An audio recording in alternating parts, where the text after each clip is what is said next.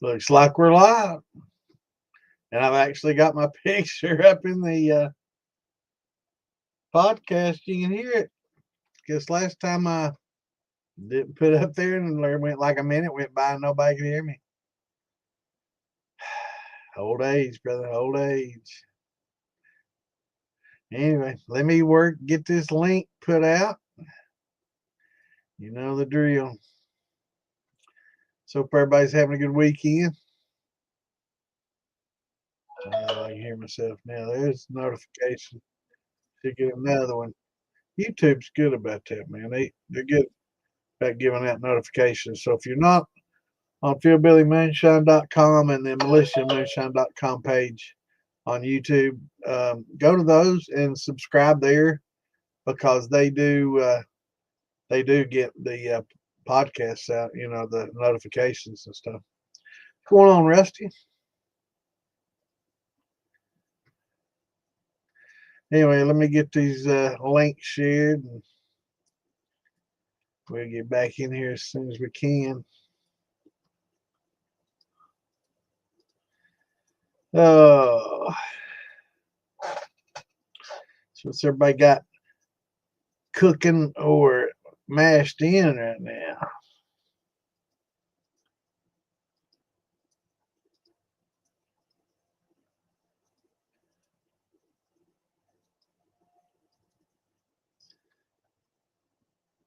Also, if you have a moonshine page on Facebook that you enjoy going to and getting your information from and hanging out at other than DIY and militia, let me know so I can share my podcast in there as well. If there's people that'd be interested in it, let me know.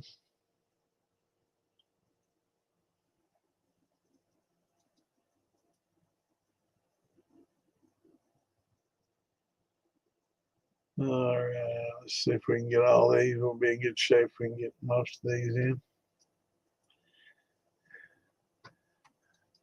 Again, Chad, I can't see y'all right now. I'm sharing links, so if you're already commenting or asking questions, I'm not ignoring you. I just I can't have two. Well, I guess I could probably have two things up at once, but it's hard for me to focus on more than one thing at a time. Beauty of getting older, I guess.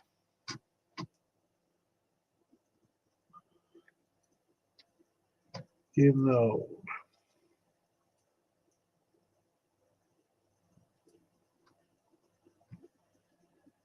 So bear with me just a few more minutes and I'll have these shared.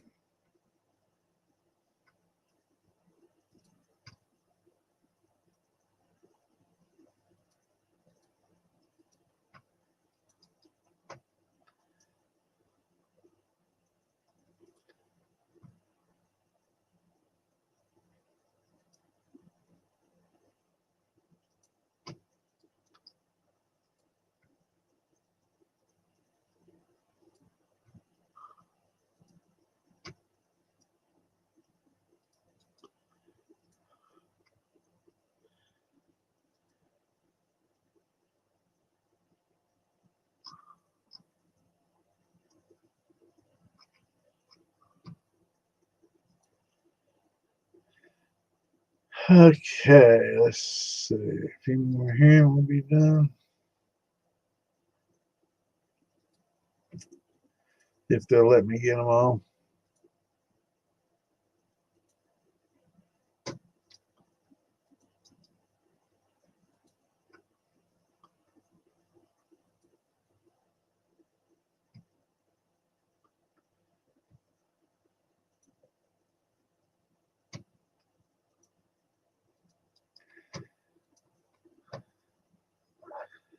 If I can share this link in here, I'm not sure if I can or not.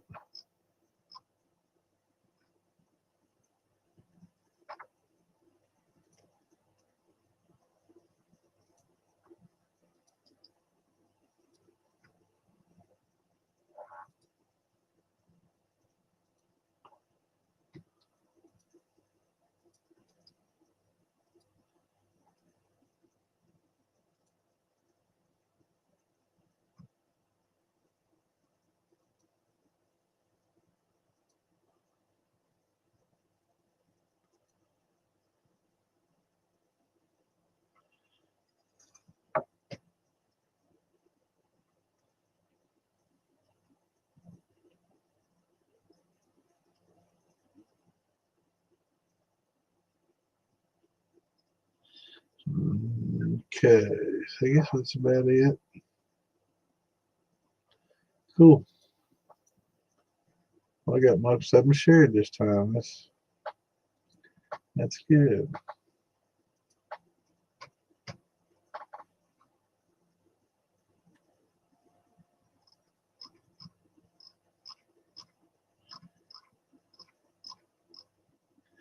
All right. Hope everybody had a good time that went up to Philbilly's this weekend for his MASH class. All right. What's going on, Clint? What's up, Will? Hey, Dark. Running watermelon. Boy, I tell you, I'll never do another watermelon. Thank you, Jay Lee. Trying your first batch of brandy from some wines you made that didn't turn out. Well, that's what I do with my wines that don't turn out well. They generally sometimes make pretty good brandy. You know, it's a lot of times that bad flavor or something went wrong doesn't carry forward at all. It just makes pretty decent brandy. So, but we can talk about that wine. What made it not turn out well? Maybe work on that and getting it done. Blackberry, awesome. Peach brandy, nice, nice. So, what kind of brandy are we talking about? So, the watermelon's tasty, huh? Well, I tell you what, I'm glad yours turned out well, man. Mine. I'll take it back. I did 3 different watermelons. I did the real dark green ones, the seedless dark green ones that are round, and those had some pretty good color. That the wine from that had good color and pretty decent overall smell and flavor. It made a decent wine. Exact same method and everything with the variegated. I mean, like the lime green and then a little bit medium green. You know, kind of like camo pattern, like the regular watermelon looks. You know, the long oblong ones with seeds. I did those, and it's probably it was the worst of the 3, and it didn't have good color. It was just very light pink. Uh, Not a lot of sugar, and the odor from it was the smell wasn't good at all. It was horrible, in fact. And then I did one that was round, and it was still variegated with the lime green and dark green, but it was one of the seedless. So I guess it was kind of a hybrid between the two, I guess. And it was okay. I guess it was kind of in between the two. It was okay. So I ran it as well with it. But the large watermelons, the seeded ones, those didn't produce a decent wine at all. And I did them all 3 exactly the same way. So, you know, there's a difference in the actual watermelons themselves. I would definitely, if the price is the same for the dark green ones, I would definitely try to work with those again. Seemed to be the sweetest starting out. Had the best flavor as a wine, and ended up turning out probably definitely the best of the 3. But yeah, watermelon was it's a pretty tough thing to work with. The flavor, didn't carry over well at all for me. Um, Even with infusions, I wasn't able to get a lot of flavor over. I only had the chance to do it the one time, so you know I didn't get a chance to correct any mistakes I might have made along the way. So Dark's got some banana going. What's up, Curtis? What's going on, John? Good to see you, brother. Banana pineapple. That's awesome. That'll be a good brandy. I also do that like a rum. I don't do the molasses with it, but instead of just regular sugar, I'll use brown sugar. And that seems to get a pretty interesting, flavor. Not too much grunge from the molasses, but an interesting rum. But yeah, banana and pineapple sounds like a really good combo.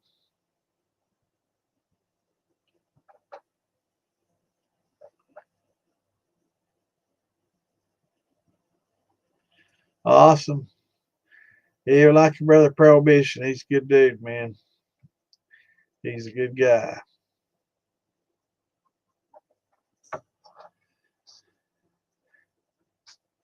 going on, Scott? Good to see you, brother. Y'all having a good weekend? That'll work. That'd be good. Yeah, that definitely helps some of that flavor carry over.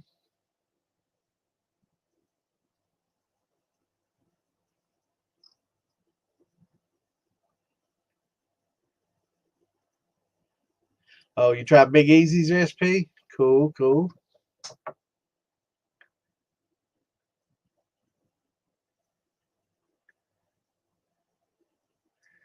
Concord grapes. Those are good.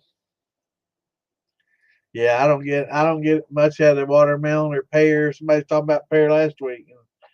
You know, pear makes a decent wine. You can get some decent flavors out of what pear wine. Now the watermelon, even the good green one, I guess it would be okay to I guess I could have clarified that and maybe post sweetened it a little bit. It was getting towards the dry side, but it didn't taste bad. It didn't taste great, but had some good decent watermelon flavor to it. And definitely out of the three, those would have been the one that I would have made the wine with.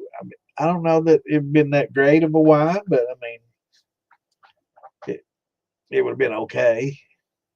But yeah, it's just for what it was worth, the trouble that it took, breaking everything down, getting everything, pulp separated and all that, and that coupled with the results I got, I, watermelon's probably not going to be a thing that I do much of, if ever again.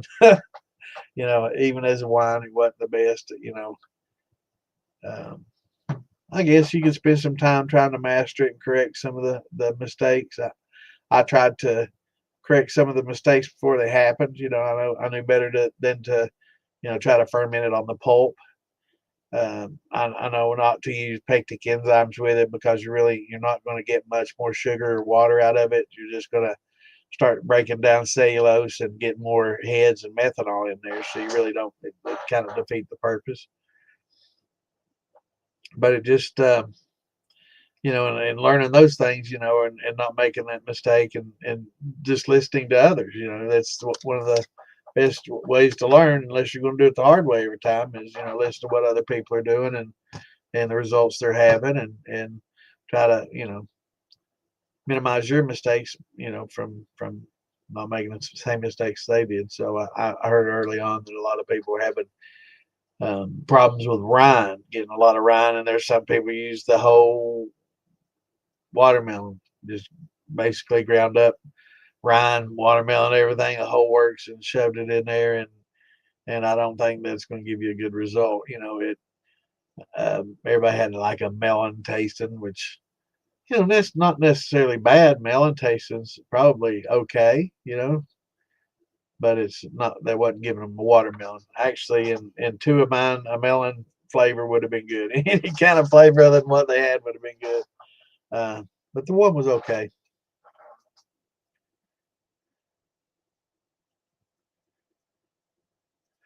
Dry, not but a lot of banana. Yeah, try some infusions with it. The banana I did, the banana rum I did, came out fairly well. It was it had some banana notes and kind of a dark, grungy kind of flavor that was pretty good, and it paired real well with my um, uh,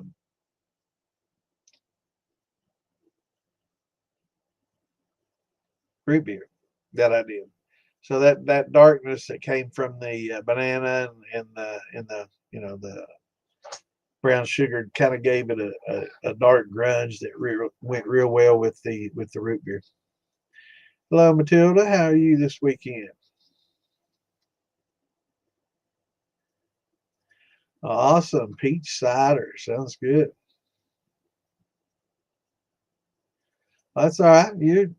You're not too late. Actually, probably just in time. I just got done sharing the links and just saying hey to everybody and kind of fielding comments as they come. So you're just in time, brother. I think so too. I think brown sugar, vanilla, pineapple. Definitely makes a good light rum. I like it.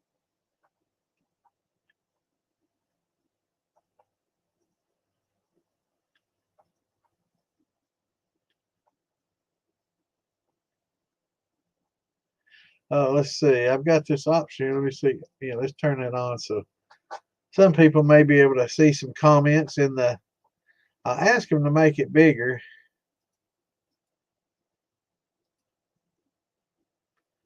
And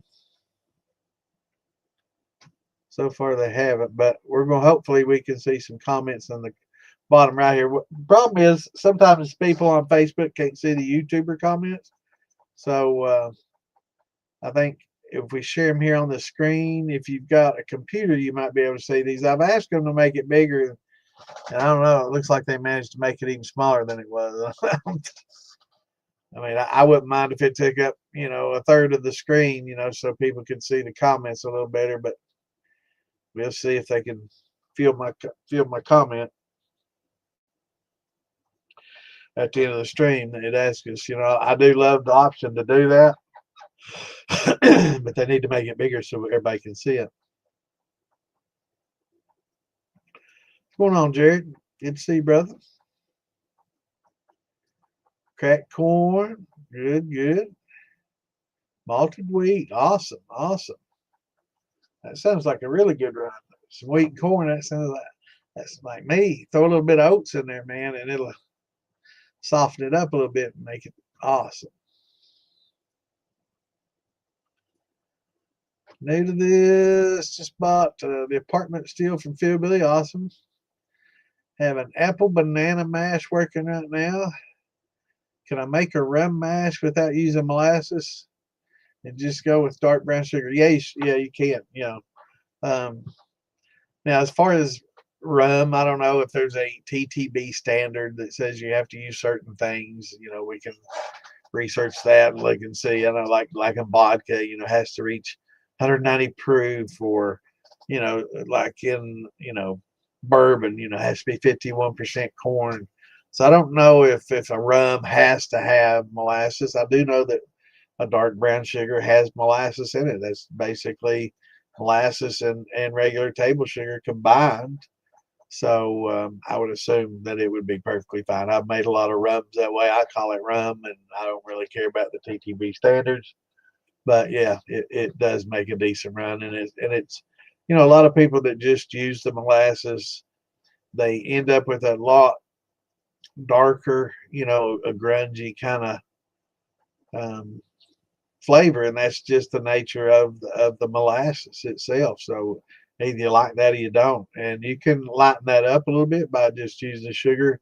Some say it's a little hotter, and got a little more bite to it than like the regular rums and stuff, and that may be the case with using more sugar and less, I guess sugars from the rum itself. But using the right yeast helps a lot too. Using a good rum yeast versus just your everyday yeast can help things along too as well. I think there's certain there's a lot of unfermentable sugars in molasses, and I think some of the rum yeast may actually have an invertase or something in there, a protease or something that will break those down a little better. So those might be a good idea to try as well. Certain rum yeast, and you can research the yeast, just by going to the websites. Well, it got bright in it. Let me shut this. There we go. Where was I? Got my mind sidetracked. But yeah, on the yeast, you could go to like Lauvin's website and look at specific yeast they make that are geared towards making rum, and just do a Google search on rum yeast. And I would say certain things, pretty much you can just use whatever yeast, but for like agave and making tequila, I think using that blue agave, the blue yeast, it's not actually blue yeast, but the blue agave yeast. I think that might be a brand name blue yeast. Let's check that. But that works really well from what I'm told. I've not done it.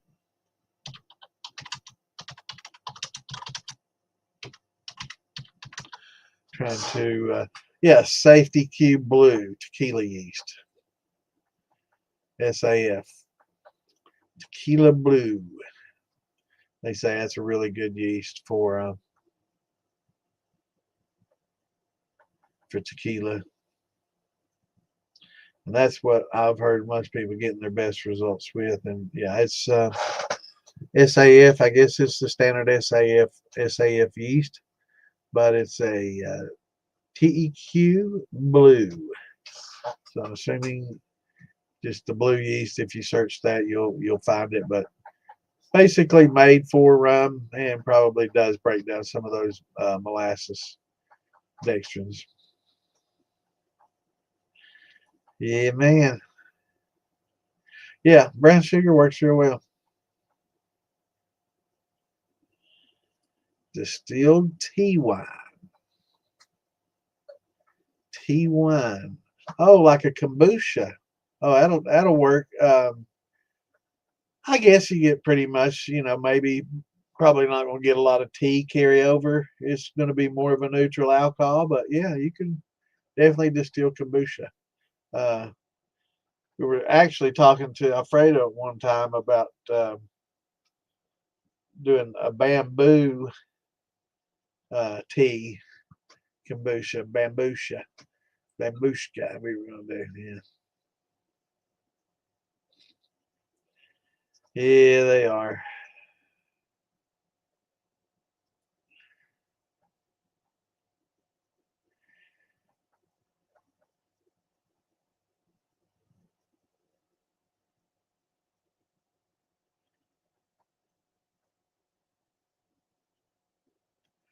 Now that's there's no right answer for this. That's the $1,000,000 question, and only one that individuals can answer. So everybody has a different opinion on that, and some people love a split brandy, basically different fruits going into one. A split brandy using a lot of different fruits is fine. I think a lot of times when you do use a lot of different fruits, you may get confused flavors, that just not, you don't get really one flavor that stands out. So it's not going to be, you can drink it and you can say that's good, but you can't pick a fruit, that you're tasting. It just tastes good, right? And that's okay. But most people, when they're doing brandy, they want you to taste what the brandy's made from. Peach, you can do that pretty easy. There are a lot of apples and others you can do it. Excuse me, fairly easy, but for some fruits, it's pretty tough to get that flavor to carry over. So definitely infusing and things like that are going to help. But you start mixing those with others, it's just, they're going to get lost. So not necessarily a bad thing. It may be a good mixed fruit brandy, could be perfectly fine. And, like I say, doesn't taste specifically like any specific fruit, but have a good flavor. And really, when it boils down to it, if it's something that tastes good and you like it, whether it came through as peach or not, or it didn't carry these notes, if it tastes good, it's an enjoyable thing to drink, then it's kind of a success. If it just because it has that specific fruit flavor, so a little bit of that peach comes through, but it has some really bad off flavors that go along with it. It can taste like that fruit and be successful in that means, but at the same time, really not something that you'd want to drink much of because it just doesn't taste good like my watermelon. So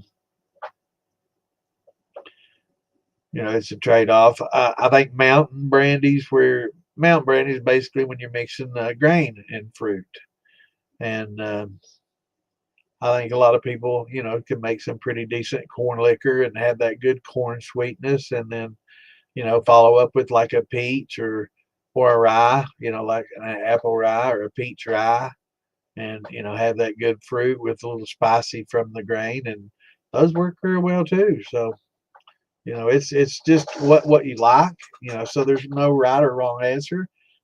Some people are going to love some things that you do, and some people are just not going to be for them. So the answer is try it and see what you think about it, and share what you've learned. And some are going to be good, and some aren't.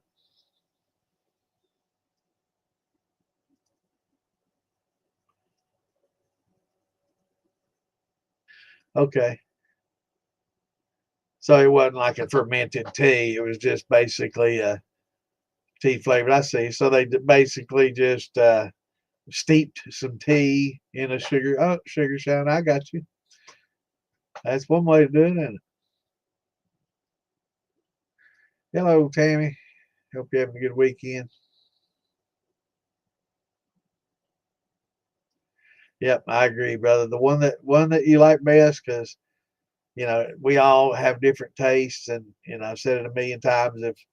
If we all like the same things, you'd walk into a liquor store, there'd be about 10 or 12 bottles. There'd be one of each different distillate, and that'd be about all we'd need, right?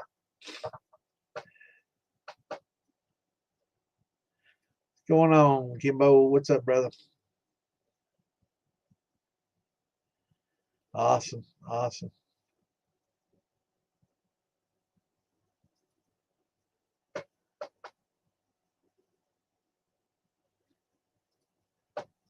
There's been a little conference. People have been talking about the difference in split brandy and mountain brandy.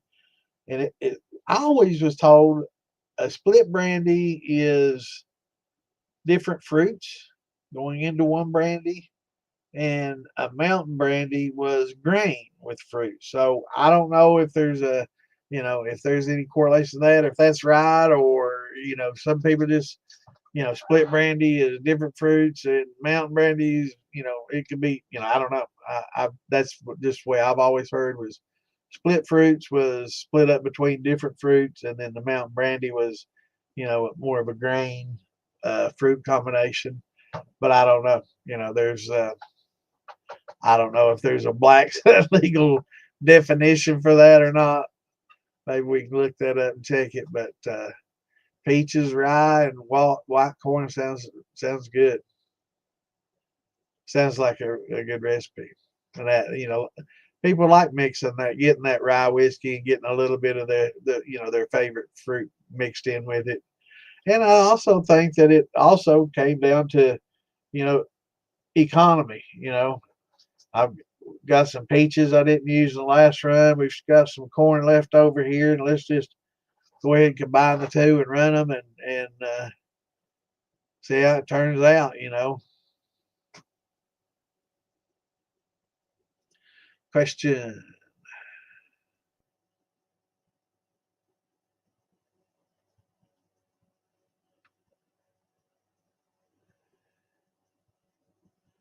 Absolutely. Yeah, you can. That's one of the best. Rack it over. Yeah, definitely take it off the grain and off whatever you're fermenting with, and I do that all the time. I'll put it in a one of those big 5 gallon water bottles, plastic water bottles, those light blue ones. You see them turn upside down for the office things. Those hold 5 gallons, and you can get a stopper on the end of it. It's a number 10 stopper, and yeah, those work real well. And I just rack it off into those and let it settle overnight, and then rack it into the boiler from there. What's going on, Kirk? Good to see you, brother. What's going on, Mike? Welcome to the group. I think things getting sick from methanol really common. If I proof this rum down and I take off what you all say in my 4 shots, is there more of a uh, way to make sure we got off? Mike, generally with methanol, it's kind of like the reefer madness of the day back in the old times when they were trying to scare everybody away from smoking marijuana. Well, it's kind of the same thing with the methanol madness of trying to scare everybody away from making their own moonshine, basically, or drinking moonshine. Back in the day, there was a lot of lead in the distillate. There was a lot of moonshine made in carbon steel drums, oil drums with oil still in it and stuff that was bad. And there are a lot of practice automotive radiators for condensers. A lot of questionable practices and stuff are done in some homemade hooch back in the day. And some of those, probably led to, some sickness, some blindness and issues, there, especially with the metal ions, and the lead and and and all the questionable things that were done. But with methanol, we found that you would really have to try to concentrate them by rerunning them over and over and over again to really get high enough numbers, or like every time you do a run, you pull the fours off, right, and you just set them to the side, and you pull your fours and heads off, and then you did a run of just fours and heads, right, and then when you did the run of fours and heads, well, that first couple of jars that came off, you save those two again, and kind of concentrate them, and then try to drink something like that. It's a good possibility that you could get some methanol toxicity. I don't know if it's going to be to the point where you go blind and deaf and stuff. I do know that in India and Pakistan and some other countries in the last few years, I've read, some places that have done just that. They get so tight and try to make everything, reuse everything and make everything last so much that they kept redistilling and basically concentrating methanol. And it probably in a brandy too, because there's quite a bit more of them in a brandy than a grain, and considerably more than a sugar shine. So I would say that just keep running those brandy heads and tails, and keep combining them, and just keep running them again and saving the heads and tails and saving them again and again and again. I think eventually you do remove all the ethanol, most of the ethanol from it, and what you're left with is probably fusel oils and methanol, in which case you're going to get, if not a really really bad hangover, which should be your first sign that you probably shouldn't have too much more of it. But yeah, it's you can concentrate them that way, and it can become a problem. But like if you're just doing it all grain, and you're just saving your tails, and you're not saving, the high heads and fours, which basically high heads and fours is the very first that comes off. Let me pull up this chart and show you. And I don't understand a lot of people's reasoning in saving. Shoot, let's see.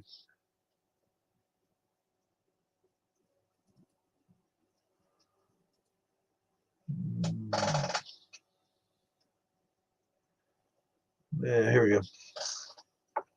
Like in this chart, like jar number 1 and 2 and 3, that light blue, there's just not enough light blue in jars 1, 2, and 3 to even fool with, So, somebody was asking me earlier, and that's the question everybody asks is, when you do stripping runs, do you just strip everything off, and then do you pull fours and heads, or do you just strip them? And that's one of the questions I get asked a lot, and probably most. And no, I when I do a stripping run, I'm going to take jars 1, 2, and probably 3 off, and they don't go back into a all faints nothing, because there's just not enough ethanol there for me to try to recover. There may be some good esters. People argue back and forth. Oh, there's some good esters and some sweet. I don't want acetone. I don't consider that a good ester, and I'm not, ethyl acetate. I just don't want it in my mix. Now some of the heads in jar 4, 5, and 6, you may get some interesting esters out of, and you probably possibly can, especially 6 and 7, which some people might consider, keeping if you're going to age or something, and you want some of the acids and the oils in your tails, and some of the, net organic acids, and to esterify with the oil and create some good phenols and polyphenols and flavonoids and some interesting flavors. But jars 1, 2, and 3, I'm pitching it because there's just not enough light blue to run all that, and to add those fours and all that ethyl acetate and acetone back into it and try to remove it again. So even if I strip, I'm pulling those, and they don't go back into nothing. No tails, I'll keep tails, but and jars 6 and 7, I'll put that in with some tails and rerun it. There's a lot of recoverable alcohol from that. And if it's something I'm aging on oak, jar 7 for sure may very well go in it with it, as well as jar 15 and 16. And it's just, once you mix jars, 7, 8, 9, 10, 11, 12, 14, 15, and 16, there's just not enough tails and heads in there to ruin it, but there is enough to give you some esterification that will work well over time for aging. Now, if you're not going to age, you probably don't want those. You need to learn what you're making cuts for. So if you're making cuts for something that you're going to drink this weekend or next week or, soon thereafter, then, you're going to have to make tighter cuts to get rid of some of these off flavors. But some of these off flavors become flavorful over time. I've had people, well, we were talking last week, somebody was talking about some shine that they made from um, what was that? Squash. Somebody made some squash shine and was talking to me about it. And somebody commented, that doesn't sound good. Well, he's like, well, it was. I didn't expect it to either, but it came out pretty well. And it tasted pretty good. And I gave some to a friend, and they don't drink a lot. They let it sit on the shelf for 6 months, and they cracked it back out and brought it to me, and they're like, wow, this tastes this good when you gave it to me. And they're like, no, it didn't taste anything like that. It's just, it matured into something really good. And it's just like, wines mature, so do alcohols, and they can mature in the jar. It doesn't have to be on oak. So the aging process is not just, getting oak and tannins into it and getting that barrel in it. The aging process is also allowing, the process of esterification and a lot of the chemical processes that are going on, allowing those to happen. So, but getting back to your question, I think if you make proper cuts, you're definitely going to cut, the methanol out in the 4 shots. That should be a primary concern for everybody, and I'm glad and I appreciate that you are concerned about that, because I think too many people just like, willy nilly, I don't care, and they should care more.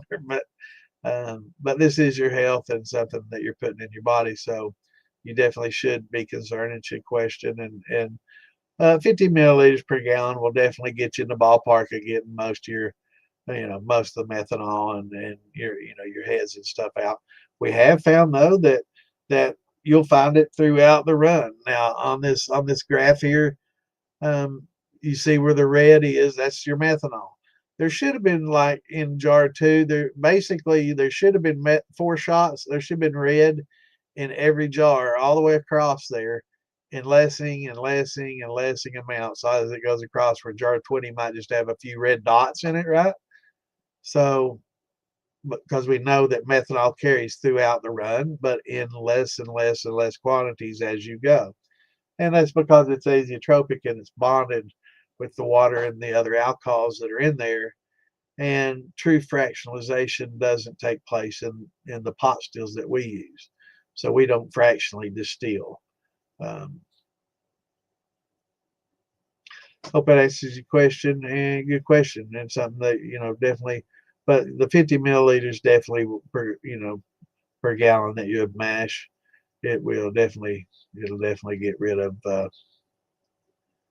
most of the things that you need to worry about. Making proper cuts though, and being able to break, go from that heads to the hearts and making the proper transition there. You'll get that, and you'll learn it, but not so much to worry about. This is going to taste horrible. Jars 1, 2, and 3 are going to taste horrible. It's not going to be something you want to drink. And the second you taste it, it's something bad, and you're not going to swallow it. You're not going to save it. So, pretty low. Especially if you follow the rules and just pitch that first couple of jars, you'll be fine.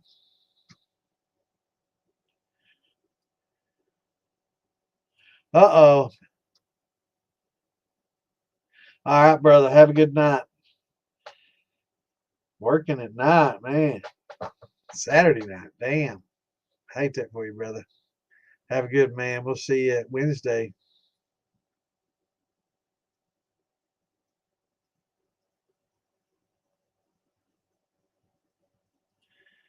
That's interesting. So what would it be if you would only use sweet corn or barley any?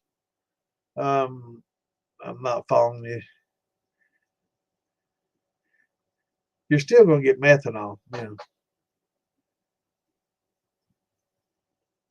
just not as much as like a brandy was going to give you. Yeah, yeah.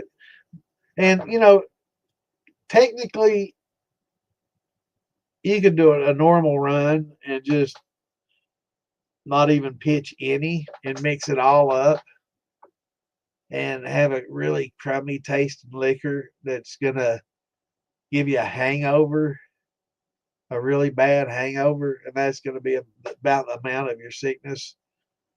You almost have to concentrate the flavors to get them to the point where it's going to be toxic. I mean, well, I shouldn't say that. Alcohol's toxic. Okay, so let's just you know, people say, "Oh, it makes it toxic." Alcohol alone is toxic. That's why we get drunk when we're drinking. Um, but yeah, it's you'll know when you have it. A lot of headaches and flavor will be bad. It tastes acetone, and it's just learn to make cuts and just don't get greedy. It's just not worth it. And that's probably another thing over in the past too that was done that probably caused sickness is just greed. People running it over and over and over again, concentrating it and not making proper cuts and just not really caring about the client or the customer and just caring about the bottom dollar.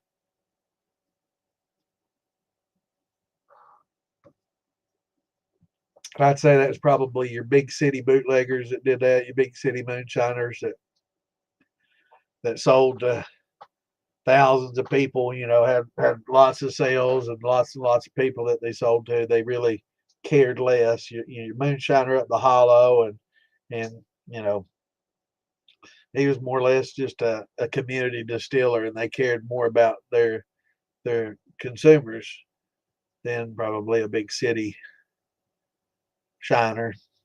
Pretty much along the same lines, I guess, as anything else. It's like your drug dealers, they don't care in the cities. They'll give you that fentanyl and your stuff and watch you die, and they don't care next. Whereas, in smaller towns, you do that and you get strung up.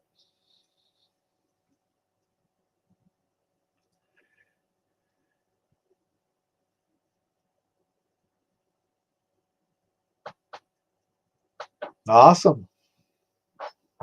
Yeah, I make some pretty high proof wine myself. We got one called Sweet Heat. It's uh, kept the sweetness and some of the sweetness in it, but it's like 16%, yeah, 17%. It's all the yeast will do.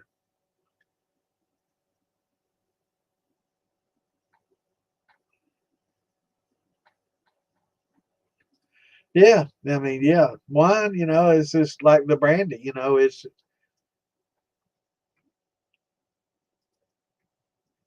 a lot of people seem to think that all these chemicals, all this methanol, ethyl acetate, acetaldehyde, acetone, they seem to act like those are created during distillation.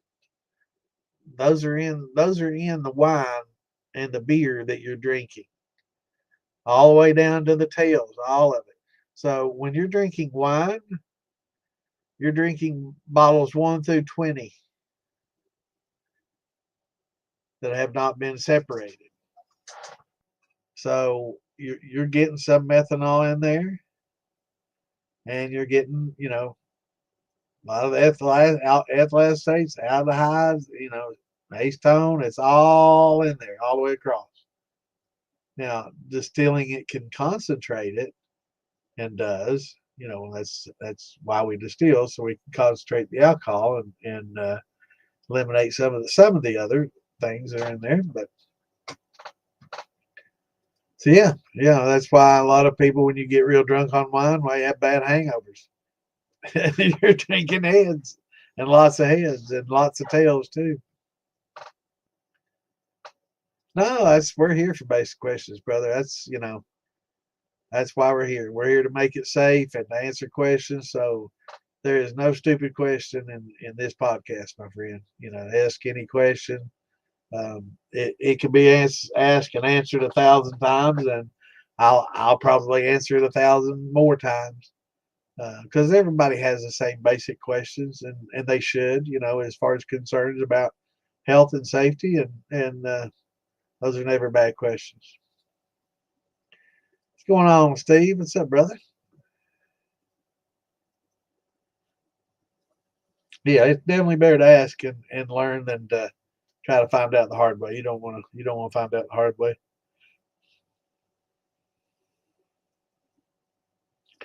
Can you make tinctures out of heads?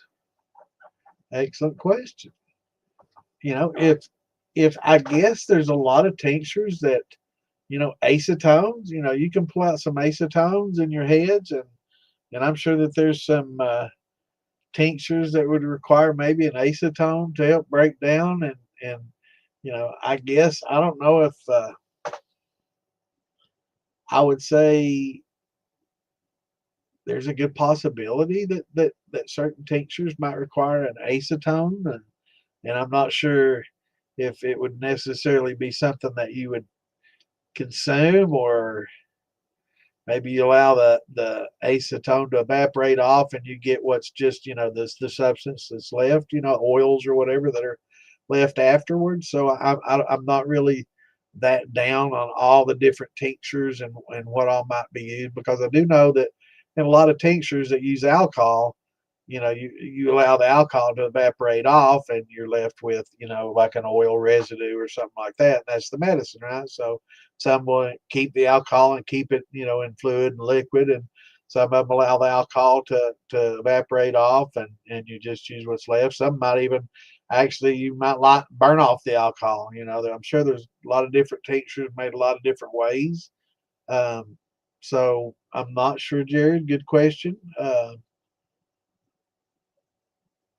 I would have to say it would really just depend on the tincture, because there might very well be some that would use, that would need more of a, you know, acetone type thing to break it down, right? Because not everything that's dissolved by alcohol can be dissolved by acetone, and vice versa. So, um, basically, the higher end of the stuff is almost a paint thinner, so.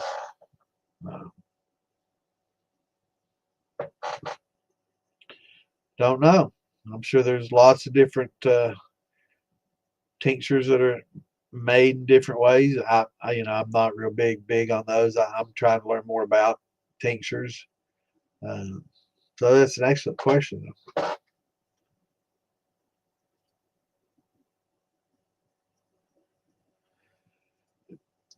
On this chart, basically, you can't take this chart to heart. This basically, I use it just to help break down to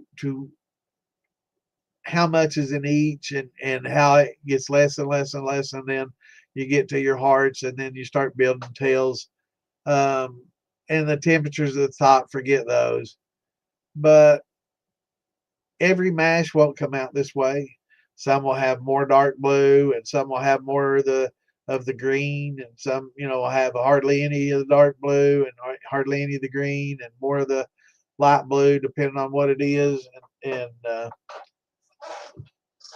how you're running it. So if you've got a column and you're running a deflegmator, you may compress heads, and get them pretty much all at once, and compress your tails, and increase your hearts that way, by compressing the heads and tails into tighter cuts. So it really depends.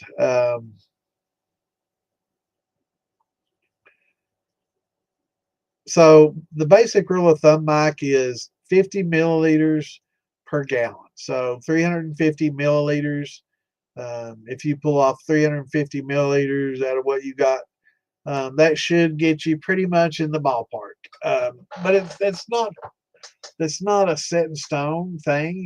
Depending on what you're running, brandies are going to have more sugar washes left, grains less. So you're going to learn to make cuts. You cannot just go by amounts to make proper cuts. That's the thing that a lot of people want to stress. It will help you get the ballpark. So you'll know, okay, I'm getting close to 350. According to them, I should be pretty much, out of my heads now and getting pretty close to my heart. So you can start smelling and tasting and all that jazz, or just marking your jars 1, 2, 3, and each jar, some of these mason jars will have amounts on the side, I mean milliliters and stuff. So if you just your first jar, if you just want to do a quart and run it up to 350, set it off to the side, and then or you could do it to 300 and then do a little jar for 50 and then do another little jar for 50, another little jar.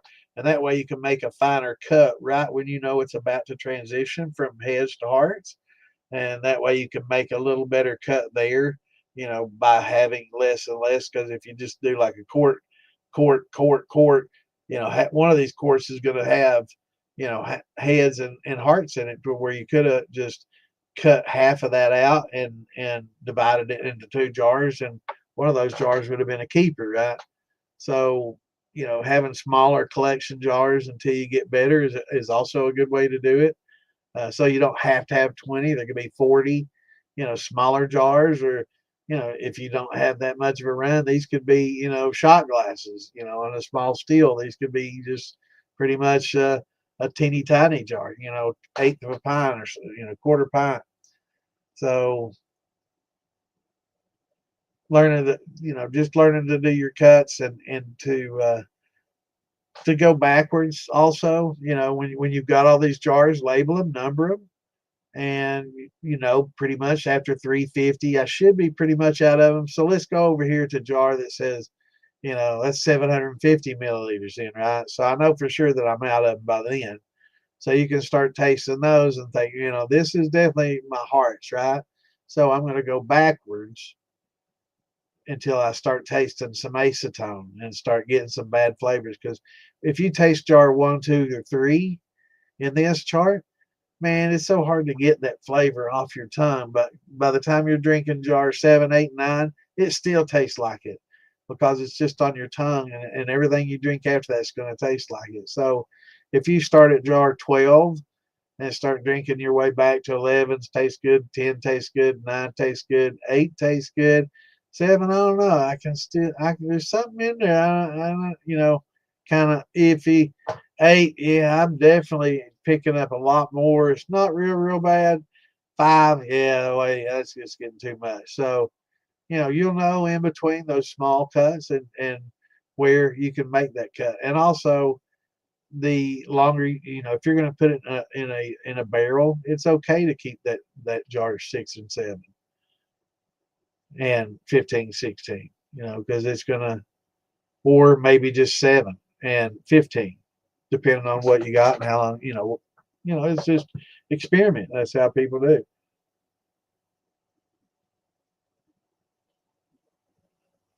But a lot of people believe that distillers just take like jar 8 through 14 or 9 through 13 and just don't fool with any of that other stuff at all. Just throw it all away. No, they don't. Trust me, they don't.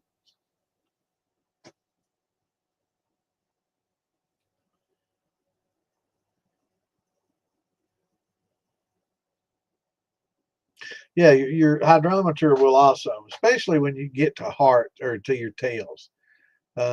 It's real easy to tell, when your proof is 160, 160, 155, 150, 150, and then 145, 130, 110. When it drops, makes that big drop, and then the next one comes out 90. You're getting pretty close to your tails when you get really sudden drops like that. So it'll be fairly constant, and then all of a sudden, you'll get a pretty sudden drop, and that's when you're, start making some closer looks and some get ready to make some cuts there. But run it on down. Run your tails on out and redistill those, because it's easy to get the green out of 15 through 20, because that green, it's tailsy. It's kind of got that wet cardboard, moist, danky odor and flavor, but that's real easy to distill out. Very easy. So you save those tails and redistill them. You can get some really clean alcohol out of it, like 10 through 13 of these jars up here.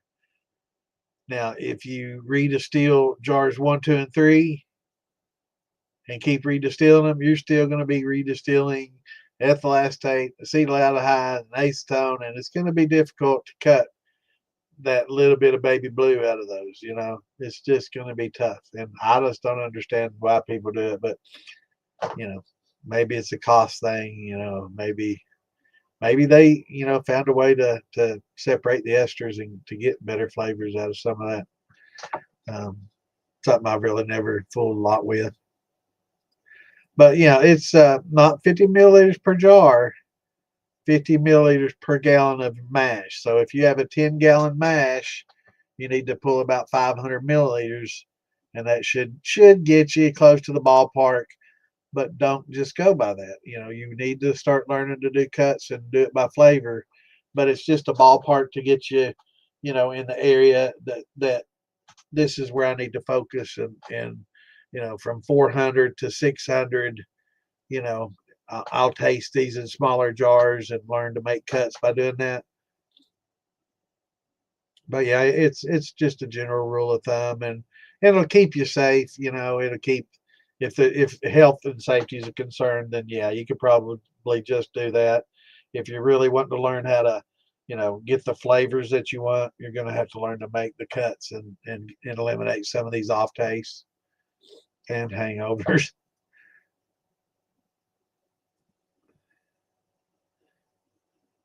Cool. A lot of these charts, if you want to join the Moonshine Militia or DIY Shine and stuff on Facebook, most all these charts and all this information is in the file section. So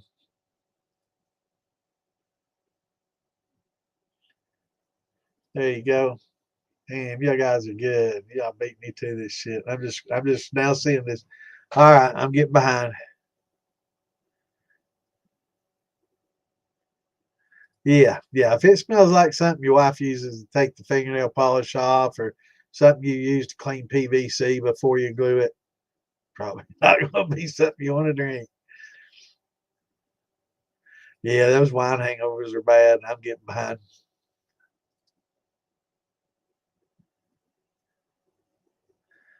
Cool, cool.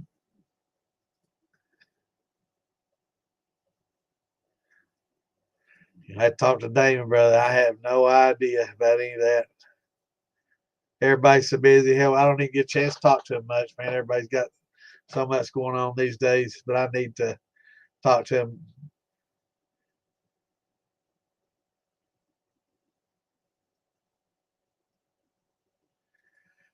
Yeah, I mean, some people distill just to get that acetone out, and use that. It's a useful byproduct. They use it for fingernail polish remover. It works as a paint remover. It works for a lot of different things. And I'm sure that there's a process out there that'll separate it. I think there's some acid that you can mix and use to help separate, and that not something that you want to drink, but as far as separating it to utilize it for other commercial purposes, yeah, I'm sure they do a lot of that for sure.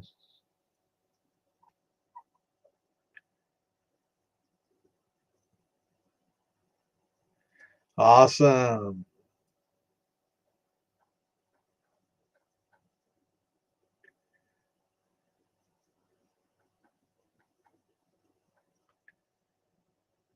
Yeah, and a lot of times, I know, like in the marijuana industry, in the cannabis industry, I should say, I guess they call it cannabis. Um, you really, when you're making, dissolving, I've seen there's a lot of extraction methods to extract the oils and THCs and alcohol solubles out of the bud. And they found that, a lot of the psychoactive materials that we, makes good medicine that we enjoy are easily extracted with alcohol, and what they're not soluble in water. So water, you can't get it at all. But yeah, if you use like 190 proof plus, and the higher proof the better, you'll get a good nice amber color of the oil extractions, and you won't get a lot of green chlorophyll, looking extract. If you have water in it, it's going to turn green, and it just doesn't look as good. It's not as aesthetic. I'm not sure how much impact it makes on the actual flavor. I'm sure it has to impact it some. It might make it taste grassier and and impact the flavor of it. But yeah, I do know that having a ultra high proof and low water content is important for a lot of extracting. I'm not sure if it's just aesthetic, but I'm sure having that water in there is causing it to be green and may reduce the efficacy of the medicine.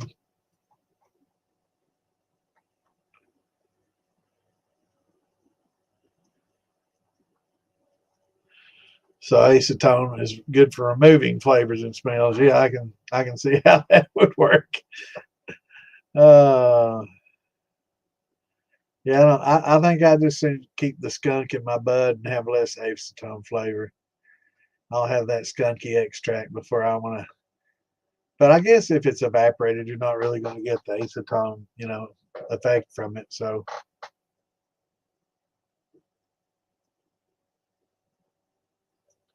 and I'm sure that it'll probably extract maybe different things than alcohol would. Again, if you look on the charts, um, ethanol and ethyl acetate have different they're solvents for different things. Some things that alcohol work on that ethyl acetate won't, and vice versa. I know that a lot of people say, "Oh, that's safe. That plastic is perfectly safe for that alcohol. It'll be just fine. You can store it in that plastic. It's not a problem." Well, yeah, if it's ethanol, but how much percentage of ethyl acetates are in that? And look on that same chart for how ethyl acetates affect that same plastic. Hmm, big difference now, huh? It's not getting that A rating. All of a sudden it's C or B or C, meaning that there's some extraction going on. It's a solvent, so it's eating some of that plastic away. Which is, some people say, "Oh, that plastic's perfectly safe for ethanol." Yeah, if it's pure ethanol, it sure will. But a lot of what we have, most of all what we have ethyl acetates and other compounds that will break down some of those plastics. So I'm not a real big plastic and alcohol combo kind of guy. I think, as far as mashing and winemaking and low concentrations, I don't think it's an issue. But as far as storing, 190 proof that probably have ethyl acetates and everything else in it, I don't think it's a good idea. You know, Especially the more they're finding out about microplastics and things like that. With if it were pure ethanol, then yeah, but with a lot of the other compounds that are combined and that are in there, no. Now, if this were something that was made on, commercially and fractionally distilled and separated, and you had 100% ethanol, and then yeah, you can put that in pretty much most of your plastics and not have a worry. What's going on, Bud Grip?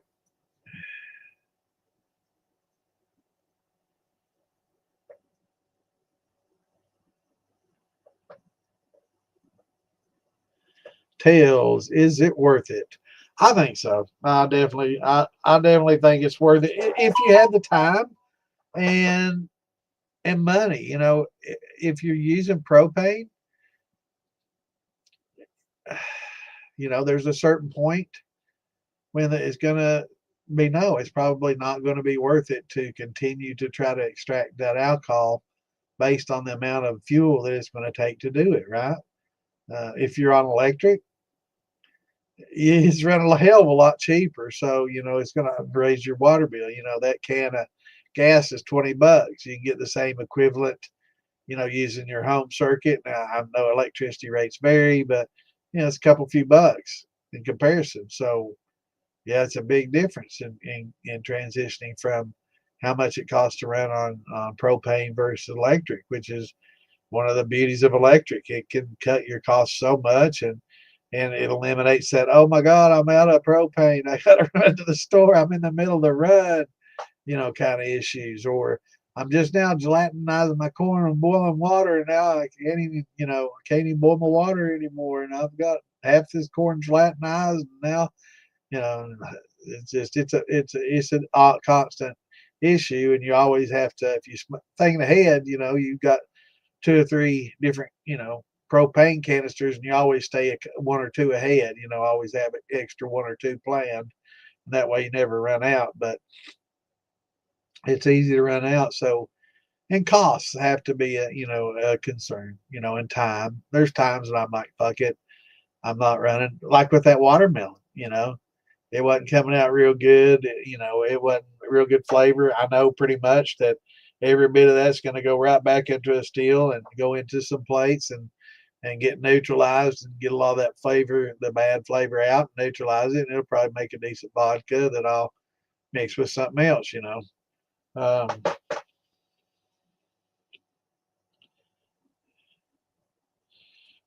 yep, yeah, different, and combining the two can make some pretty interesting things. So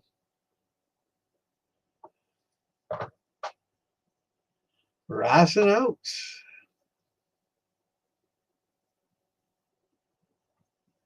Sounds good, brother. What kind of yeast did you use? And did you cook that rice down and add the amylase and everything?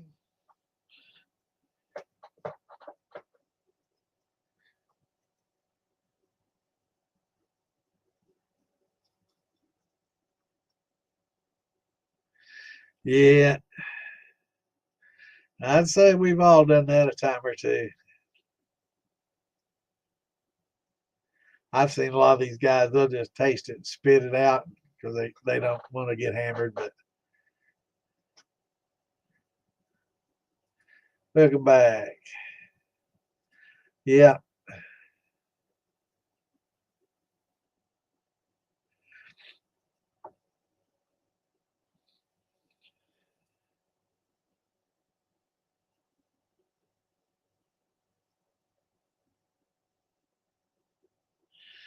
what's going on, Mr. Shadow?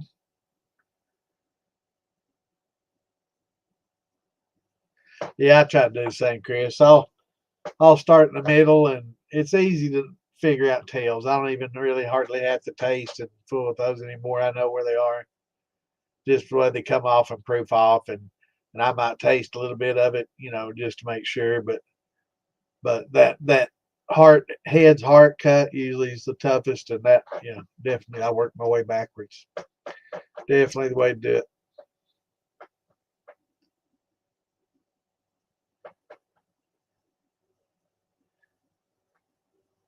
Yeah. So if you got 10 gallons of liquid that you're putting in a 15-gallon still, then 50, 10 gallons times the 50 milliliters, and that's just a rough. That's nothing set in stone. That's just a rough figure to just to help indicate when you might want to start checking, and if you have no other method of testing and you don't know how to do cuts, if you just want to have something that's going to be okay and not give you too bad a hangover, or if you're concerned about methanol, that should ease up a lot of your concerns. The worst thing that's going to happen is a hangover.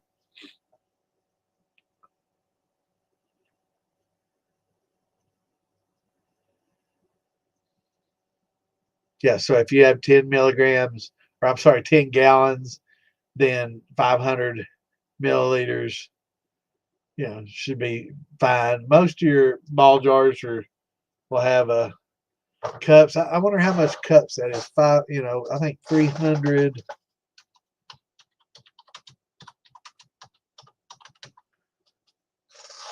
Yeah, 300 is a little more than a cup. Maybe 250 is 250 milliliters is 1 US cup. So if you've got 5 gallons, 1 cup. So if you've got 10 gallons, roughly 2 cups. So I know most of your jars will have cups, if not milliliters. So 2 cups is 500 milliliters, basically 1.1, but close enough.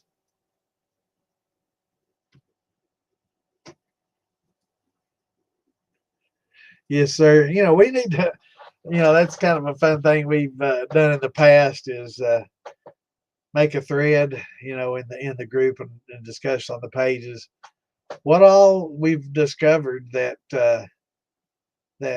foreshots and heads are good for, and cleaning, and they make an excellent disinfectant and cleaner. They're great for glass.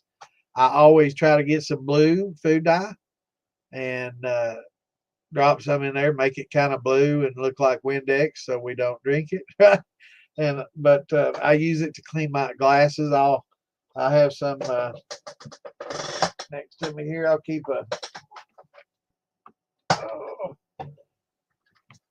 keep a little bottle, and it's usually marked. This one's not, well, the markings come off, but it's no contact solution bottle. What the hell is it? But it's no contact solution bottle, and I'll pour heads in this, and anytime I need to clean my glasses, I'll just get me a handkerchief or a Kleenex, just drop a few drops of this on there, and man, it'll clean your eyeglasses really well. But it's good for cleaning countertops. It'll strip a lot of the oils and stuff off your countertops, cleaning glass top ovens, cleaning a lot of things. It cuts grease really well. It's great for fire starters to start your grills with. Again, with grass killers, it's great for if you do welding, to prep your metal with, to clean oils and clean stuff off. It's like acetone, whatever you use acetone. It's great for fingernail polish. So put a little perfume in it, give some to your wife for her fingernails. She'll love it. So kill wasps. I found out that it will too. I've actually upstairs I had this, it looked like a murder hornet, man. I swear to some bitch is that big.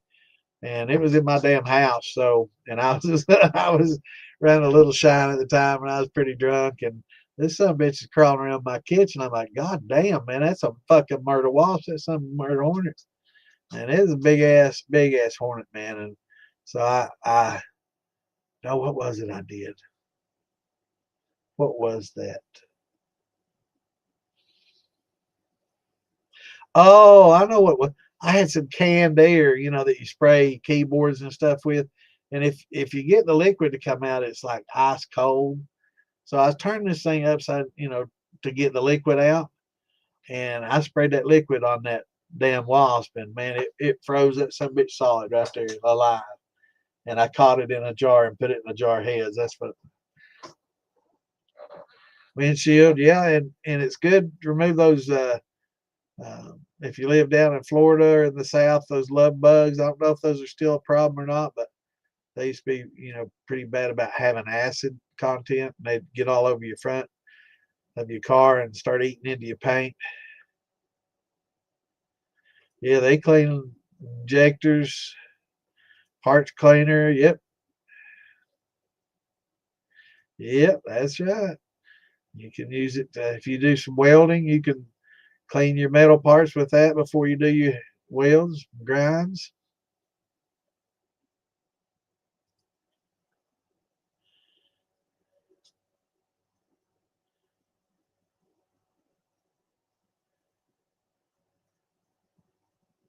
Yeah, I'm going to learn more about making tinctures and stuff. I've got some books on medicinal plants and herbs and stuff, and definitely something that we're going to hopefully not have to get back into using, but you never know. You know, if the shit hits the fan, it's always best to be prepared, and having some books and some instructional guides and holistic medicine would be a good thing to learn, because it's a lot better to learn at your leisure now while everything's relaxed than, you know, if the shit hits the fan and you need medicine and you might not have time to learn. You need to be, you know, able to make it and go. So these days you never know. Yeah, I agree. I like keeping everything in glass. Now my wines and my mashes, I'm not as concerned when it's low proof. Um, I don't really worry about it. But anything post distillation for me, I like to keep it on glass. You know, I know a lot of people put them in these pouches, and if you're putting in a pouch to mail, and it's just going to be in the pouch for a day or a few, that's not so bad. But if you know, if 6, 8 months, you know, a year sitting in that bag, nah, I ain't drinking that shit. And not after it's sat in a plastic bag that's really made in China, and we really don't know how resistant that is to all that's in the alcohol. Nah, life's too life's too short to waste it on something like that. I'm not gonna, you know, I'm not that hard up for alcohol.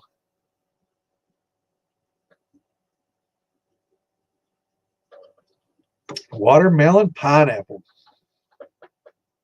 Well, I say that, you know, as far as watermelon's concerned, I've turned out some good pineapple. But watermelon, I think when it comes to watermelon, I think post flavoring is the way to go. And I think we need to try to get away from anti post flavoring just for the sake of bragging rights, and I carried this flavor forward, and you know, kind of thing. It's just a waste. You know, there's so much waste. I can make a neutral for so cheap and add some watermelon flavors and make some of the best watermelon alcohol that you could ever drink. Now, it might not be watermelon coming off the tap, which is really tough to do. Um, but what are we really looking for in the end? Are we looking for something that we can put in a bottle that others will enjoy and like and repeat and want more of? Or are we doing all this for bragging rights about how much flavor I can pull forward in a distillation? Because it's great to pull that flavor forward, and it is an achievement. But you put that achievement in a bottle, and people just still not going to want it, because it's like, I'm getting a little bit of watermelon, but I thought this was watermelon. I mean, I'm expecting some smack me down in the face Jolly Rancher, you know, watermelon flavor, and this, I'm not getting it from this. So I think, you know, and I'm probably as guilty or more guilty than anybody, because I used to be one of those purists, and I still don't do a lot of the syrupy flavored drinks because it's hard set in my ways, but I do know that it's a fault that I need to change, because it's not just about the bragging rights and what I pulled through and the brandy that I made. It's what do people want, you know? And the more and more that I go to a lot of these festivals and go to bars and see what people are drinking, they're not drinking white dog. They're not drinking moonshine. You know, they're drinking flavored drinks now, whether it be you know, a Sprite or a cherry drink or a rum and coke or a, you know, some kind of cherry syrup or watermelon syrup, or you know, some kind of flavored blackberry syrup or something like that, flavored drink that actually has some good flavors. You know, I'm going to go with that over a brandy because it just tastes good. But I will say, I would say probably 90% of all the sweetened drinks that I've drank at the festivals, and I'm not going to mention any names. It's, you know, I would say the majority of it. So if I've tried yours, chances are I probably thought of this the same. I think most of them are way too sweet and way too syrupy, and you're not getting any alcohol at all. They say, oh, it's like 40 proof, and you're not getting any alcohol at all, and it's just really, really, really sweet, thick, syrupy. You know, and that's just for me. I don't know, maybe it's where I'm getting older and my taste buds and my tastes have changed, my palate's matured or something. I don't know. But for me, it's just, I feel like I'm just turning up a bottle of Aunt Jemima, or I'm just like eating jelly. It's like, it's just too sweet. It's just too much. So I think balancing, alcohol and getting a decent enough proof in there to where I can taste. I think that's why a lot of people like um, my root beer shines so well, is because it's 100 proof, and it's not real sweet. You get root beer and you get a lot of alcohol. You get 100 proof root beer, right? And I think that's why a lot of people like that, is because it's not just real sweet root beer with a little bit of alcohol. This is a root beer alcohol, basically, that you could use to mix if you wanted to mix with. This is 100 proof alcohol, that you could add a little Sprite to and get a little, you know, weaken it down if you wanted to a little bit. But when you drink it, you know what you're drinking. So I think with the watermelon, especially, a post is it's just the way to do it. If you want a good watermelon flavor, there's nothing wrong with getting some watermelon extract or some of this snow cone syrup. Mix that with a little vodka. Make a good watermelony drink. Maybe add some other, a little pineapple to it. Or yeah, sounds like a good combo. But I think we're going to have to start doing a little more post and infusing is fun, and trying to get these flavors to carry forward is fun, and it's great for competitive distilling. But in the end, I think that people's expectations and what they're actually expecting and what they're getting are a lot different. I think that most people, when they come and they try these, and they're, oh, this is that watermelon crawl everybody's talking about. All right. And they taste it, like, not really that good. And I'm getting a little bit of watermelon from that, and that's about it. And I'm getting a little bit of sweetness, a little bit of watermelon, but it's not real strong, and it doesn't carry unless you infuse the shit out of it. I wasn't even able to get much on my infusion. I only ran it once, and then I probably should have kept retorting and concentrating, but I just didn't have the time and really the inclination. I wasn't real happy with the wine and way it started. So usually with distilling, garbage in, garbage out. A lot of time brandies, you can fix some wines though. As far as, I shouldn't say garbage, some wines that just don't taste that great as a wine can be distilled into a fine brandy, get the alcohol out of it, and post flavor a little bit or infuse, and you'll be fine. But that watermelon really didn't start out smelling or all that great, or tasting all that great. So it really didn't have a whole lot, very far to go. It's hard to improve. Yeah, definitely store in your jars, for sure.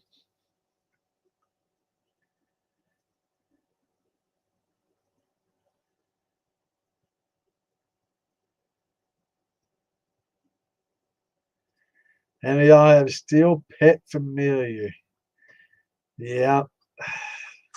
Do you name your steels?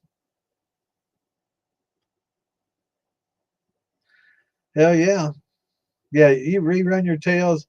Don't want to continuously, like if it's a brandy tail, redo it once, and then the the results of that. Don't keep saving tails and rerunning tails and running, because eventually, you're going to get the alcohol out, and this all that's left is going to be a lot of oils, and it's just not good.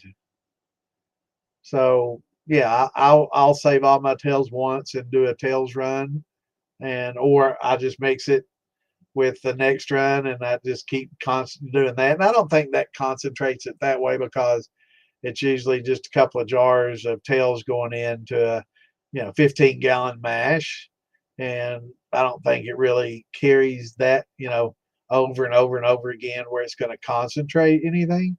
So something like that's okay.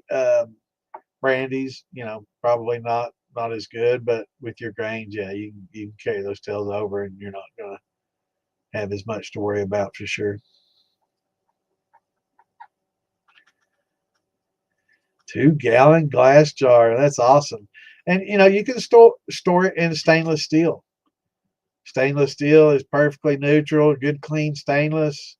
You can store it in that. Copper, I'm sure it would probably be okay to store it in copper as well. Might cause some of your copper to acid and get green. I don't know. Might not be the best place to store it, but yeah, stainless steel is perfectly good vessel and glass for sure. What's going on, Scott? Not much, brother. It's taking it easy.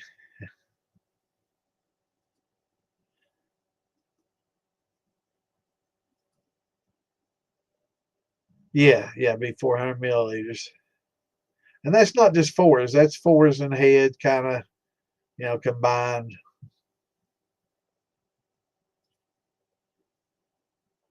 But yeah, there's no way that there's that much methanol in eight gallons of shine. Period. So yeah, you're getting some heads with that. A lot of your heads too.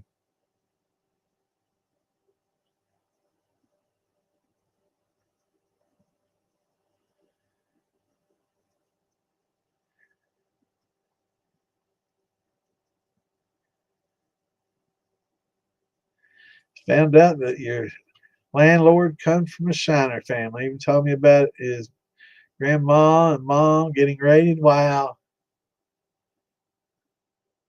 cool. What do you think about your stuff? It's a cool landlord.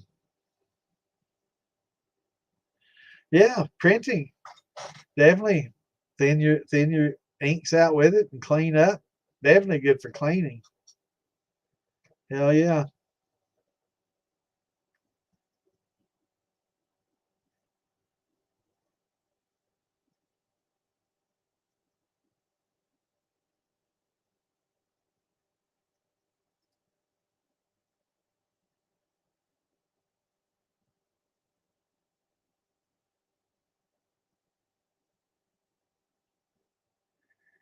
Yeah, you never know where those shiners might be.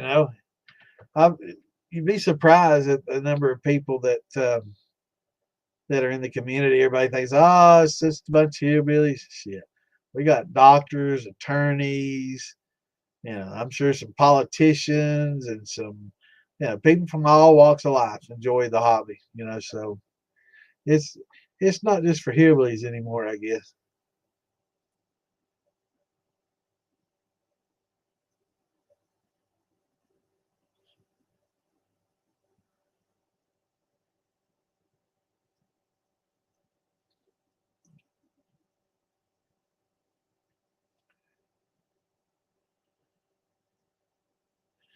Cool. So you mixing it with citronella for your torches. That's cool. Good idea. Yeah, I think we all need to practice that a little bit more. And it's hard for me, Lord. It's hard for me not to get political when we start talking about things like this, but we can't do it because I can't stay focused. Don't get me started. Absolutely.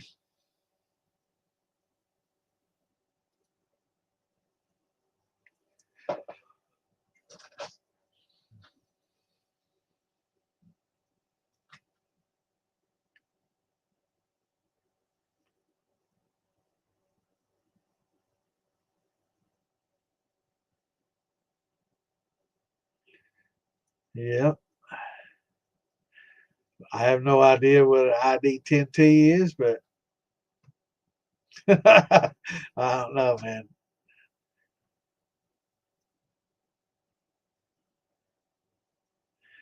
Yeah, like old Lisa. She's our resident ditch witch. She knows all about that. She's getting more and more knowledgeable. She knows a lot about plants and holistic medicine, and we're trying to learn more. And I think I'd like to. I think Lisa and Mark kind of do a holistic podcast, but it's a lot of things end up just discussions like us. We start out talking about distilling, and the next thing you know, we're talking about politics and bug sprays and everything else. But we really do need to get, a little bit more education as far as canning and preserving foods and putting foods up properly, and measuring acid content, making sure that the acidity levels are such that they'll be preserved and stay preserved, and learning more about canning, and putting up vegetables and meats. A lot of people don't know that you can meats, and putting up your eggs, and people, oh, eggs only last a month. There's certain ways you can preserve eggs they'll keep for years, and I'm not talking about pickling them either. So, but learning about plants and plant medicine, um, I really would like to see, us. Um, if I were more knowledgeable about it, I would host something like that. But I feel I just don't have an adequate enough knowledge of it to try to take on something like that. So maybe if we can find somebody that's very, knowledgeable, um, be a good podcast to get started in holistic. And I'm sure there are some good ones out there. I just not searched them out, but I would like for the militia and for our group to start. We're talking about doing more educational stuff, and I'd like to broaden that out to tinctures and holistic medicine, and it's kind of hard to teach a lot of that stuff and not worry about getting sued. So you got to be really careful in the way you word things, because people will misread into everything you say, and you got to choose your words carefully, especially when it comes to medicine and healing and things like that. Cherry plum sounds awesome. I've done a lot of plum wine and cherry wine, but I've never mixed the two, but it sounds awesome.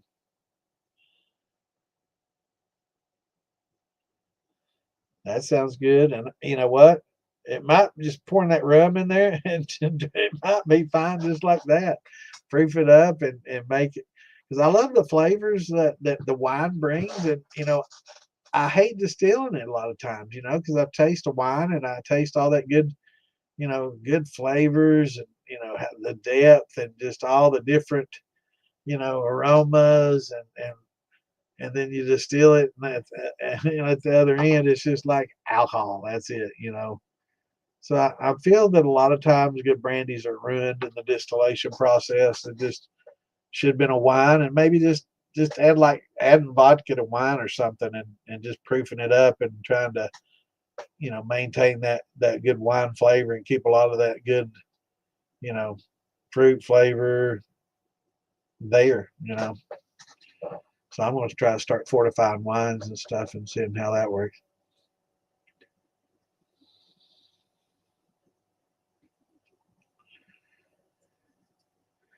Yeah,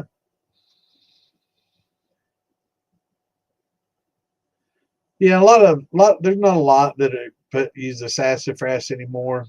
Um, Safrole, is I guess the chemical in there that a lot of people have issues with, and sensitivities too, and it's also toxic.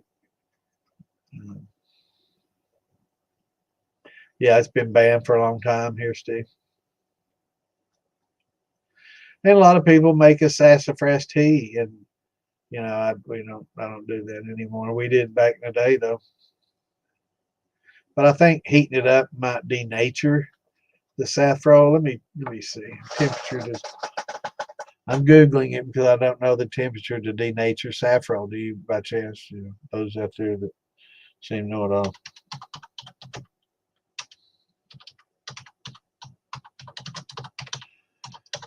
Most you don't know saffron was in that.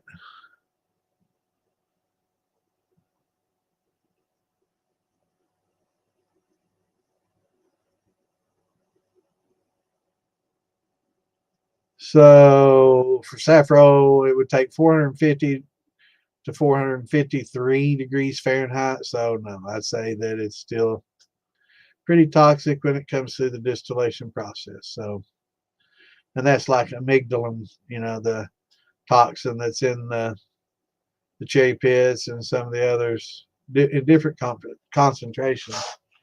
Um, yeah, it's not easily broken down. Proteins aren't easily broken down by temp either. So yeah, I'd say that probably not good to drink your sassafras teas anymore.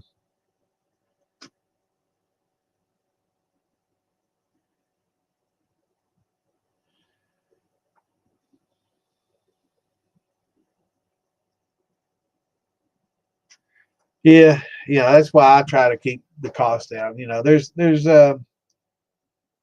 There's some people that they get into the hobby that can afford to go out and chuck down a couple few thousand on a copper steel and just enjoy the hobby, and more power to them. But for the most part, I agree. Most people can't afford that. That's why I always try to go with those Vivers. They're a couple $100 or keg steel. Even cheaper, and work on that kind of budget and until you know for sure what you're going to do, and then kind of ease your way into a copper if you really get gung ho and want to go all the way. Um,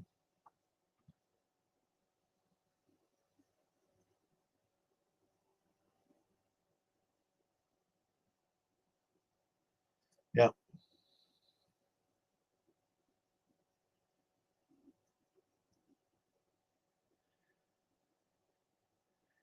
you don't pet your steel and love on it and whispers sweet things to it. Do you name it? You want to learn to make shine. Well, that's awesome, brother. You've come to the right place. Nick, I guess the first things first, you got to figure out exactly what kind of what do you like to drink the most? Do you like whiskey? You like bourbon? You like gin? What kind of alcohol do you usually drink when you go to the bars and order a hard liquor?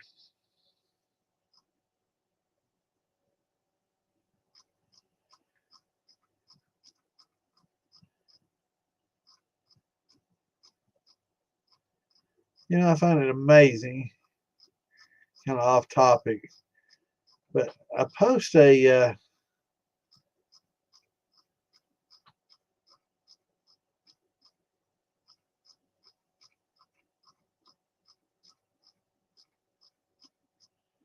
link of this podcast, and it's like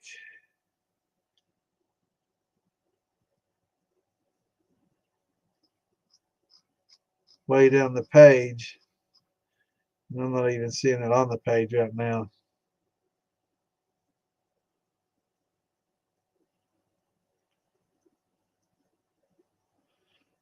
Sometimes that happens. I'll have to check back again later.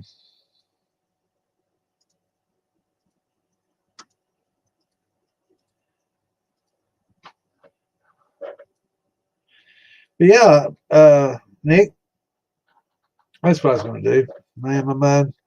Um, get on Facebook and join the Moonshine Militia, and also search for DIY Shine and Stuff. In both of those groups, you'll find a file section at the top and lots and lots of really good reading. And I'm getting ready to add some more to it. The DIY probably has a little bit more as far as, let's see, information.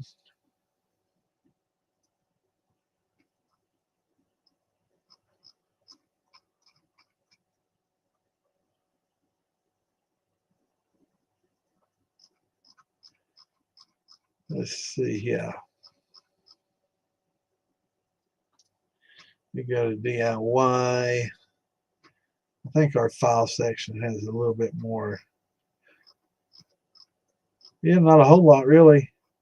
I'm going to try to start adding some text. There's some old books and stuff. I know there's a pretty decent recipe book.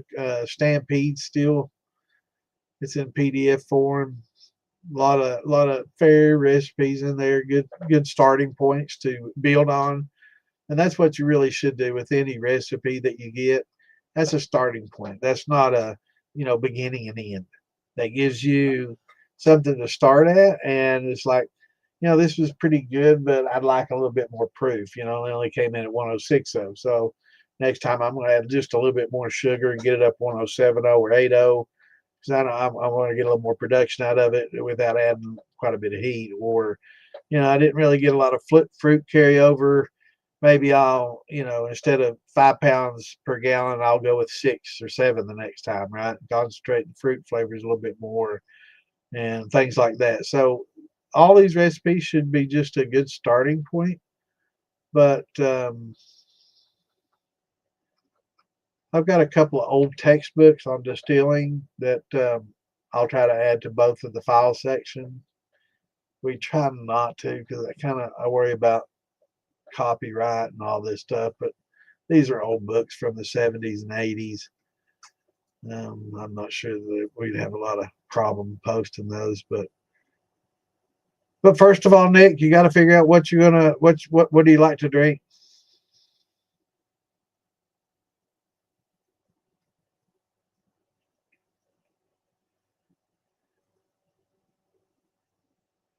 Yeah, that's a good way to go, brother. Got no problems though. You got to clean up. You got to clean all that paste up. So, have you ever thought about going to tri clamps? Or I know a lot of times when you got that, it'd be pretty hard to match up exactly to a 6 or an 8-inch tri clamp. But man, I used to paste too. Don't like to clean up, especially after it gets baked on.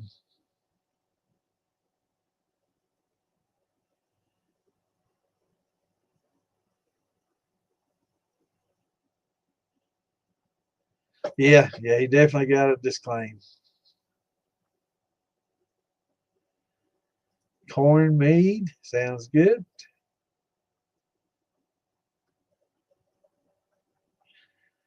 Yeah, I've got an old Beaver. I drive around quite a bit too, and I've got some Budweiser keg steels. I kind of drive.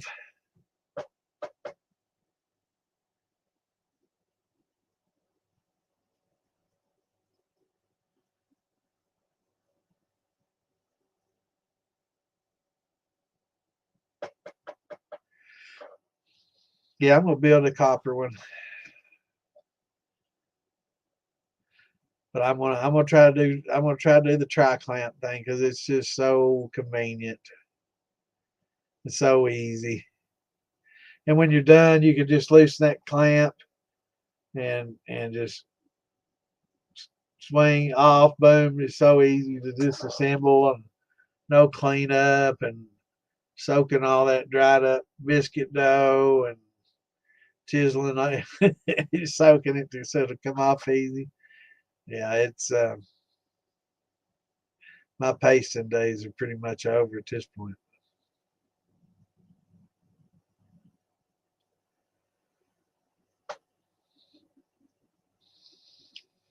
Awesome.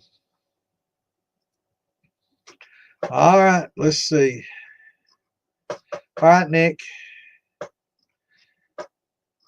you got the floor, brother. Tell us what do you like to drink? This will help maybe decide what kind of still to buy based on what you like to drink. I'm going to recommend probably off the bat either a keg still or a Vever, a football still, favorite football still.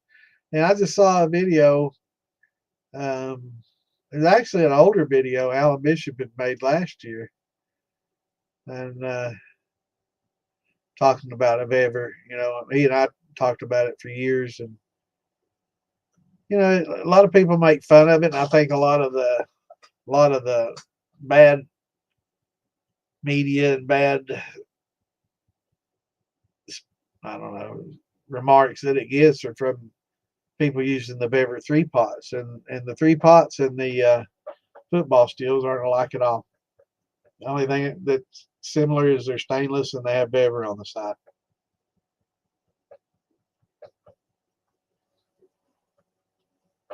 Besides that, I don't think there's much in common at all. At all. The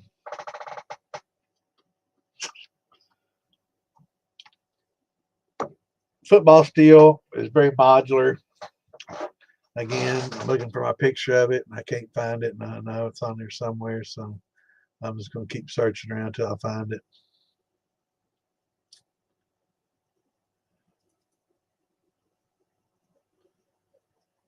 And I will find it.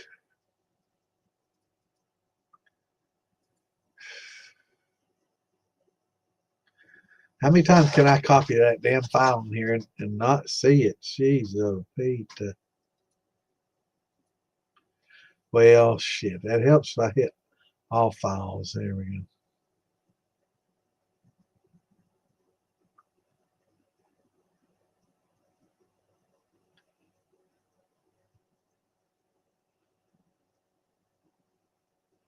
Maybe not.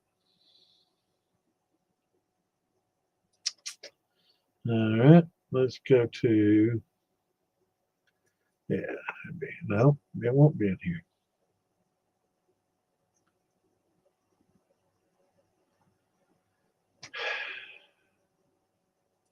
A very, very unorganized person.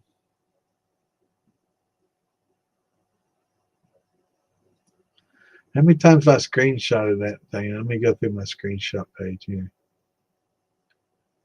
I know I've carried that thing forward.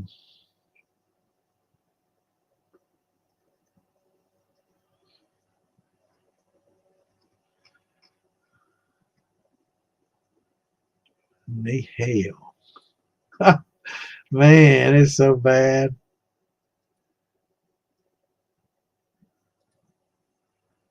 Just a second here. I'm not an organized person, and I try to be. And I've got shit all over this computer. And I don't know how many times I've saved that same damn pic. How can it not be here? All right, so we're going to do it again. We're going to go to Amazon. We're really doing this. Oh, wow. I did this like every week. What the hell, man? Let me get yet another screenshot. No, I don't want to do that. Let me enlarge it. All right. It's the same damn one. Okay, screenshot. I'm going to rename it.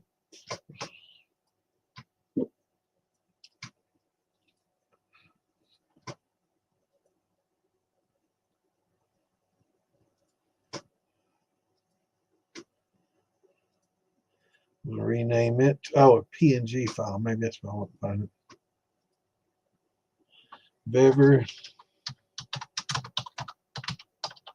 Bever football.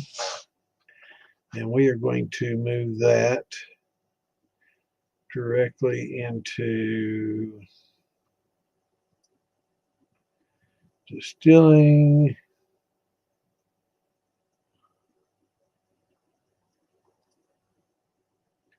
Class info. All right, so it should be there. Now let's see if I can find it and add it from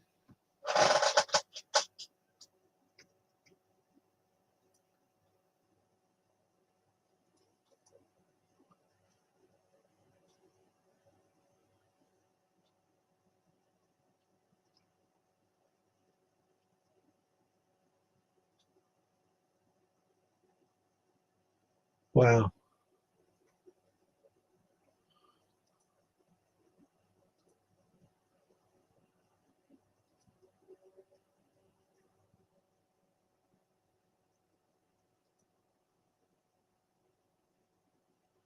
Interesting. Okay, let's see.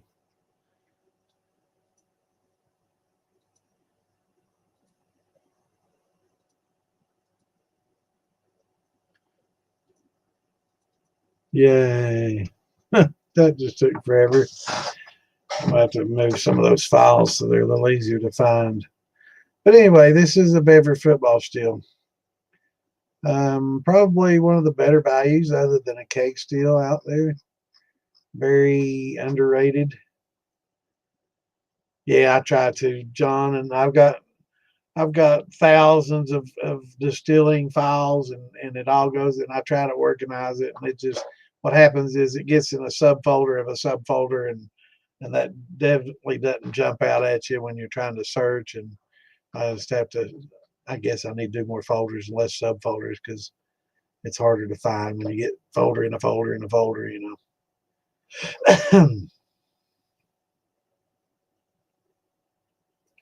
The lemon cherry Mountain Dew, I've not seen it yet, but I will. I am trying the cherry lime Sprite. That's not bad. I did try the watermelon strawberry 7-Up, and I'm not digging that so well. Yeah, I don't know. It's just not that great. The cherry lime Sprite's okay.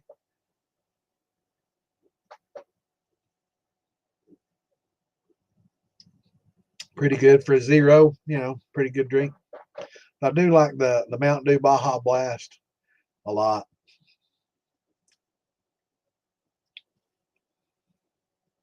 But if I see it dark, I will definitely grab it up.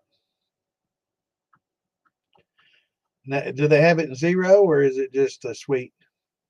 Because I like to do the zero. I can do the sweet, but my fiance's got diabetes, so I just try to keep all the zeros here. That way, she doesn't have to sit there and look at the real sweet drink that I'm enjoying while she's suffering through. But the zeros are pretty good. Cranberry ginger ale is good. The blackberry Dr. Pepper is good.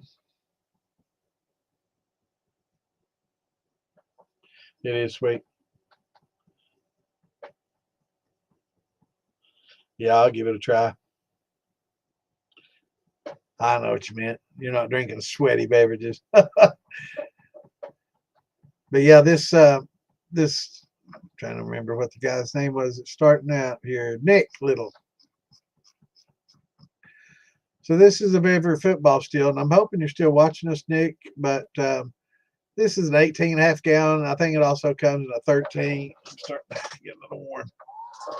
Also comes in a 13.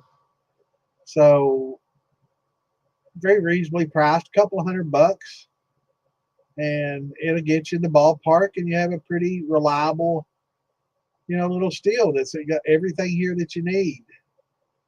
Some things aren't, you probably could upgrade this little pump, but it works fine. Now, I found that it's not going to pump from like way down low on the floor. If you've got this elevated, like, 5 feet, and it's up, and, it's probably not going to pump water all the way up and through this, canister. So you may have to upgrade your palm pump for that, because I did have trouble pumping up from a cooler on the floor to an elevated position. So I upgraded, and probably the best people to talk to, and as far as best pumps, I got a Vivo Sun pump, and a lot of these people that do hydroponic marijuana and cannabis grow use a lot of pumps continuously over and over, just constantly on type pumps, and they can tell you which one of these pumps that you get off Amazon work well. I know the Vivo Sun comes highly recommended from people in the cannabis industry for its reliability, so kind of can't go wrong there. I got one that's adjustable, so I can adjust the flow, and that's always nice. So you can adjust the rate of flow in your canister filter. But picking one of these up, this is like $230 right now, which is about what it's been for a long time. I know it went on sale a couple of years ago, Black Friday, for $150. Don't expect to see that again. If you do, get two. Um, Great little starter steel. It's got a little tri-clamp here, and a sanitary ferrule, 2.5 inch, which is an odd size, so you're gonna have to get a reducer. But works great. Just straight out of the box. Comes with some ceramic beads for reflux. That's fine. You can also put you some copper mesh in here. This is a rectification head, so If you don't want to pitch your 4 shots and heads, you can actually open this up during fermentate or during distillation, and you can blow off some of your fours, through here. I wouldn't recommend doing it inside, or if you're doing it, open flame or at all. But it's an option if you're outside and you're electric or something like that. It's pretty safe. I'd say if it's a windy day and you're outside, I'd say be pretty safe. But I just make my, cuts as it comes off.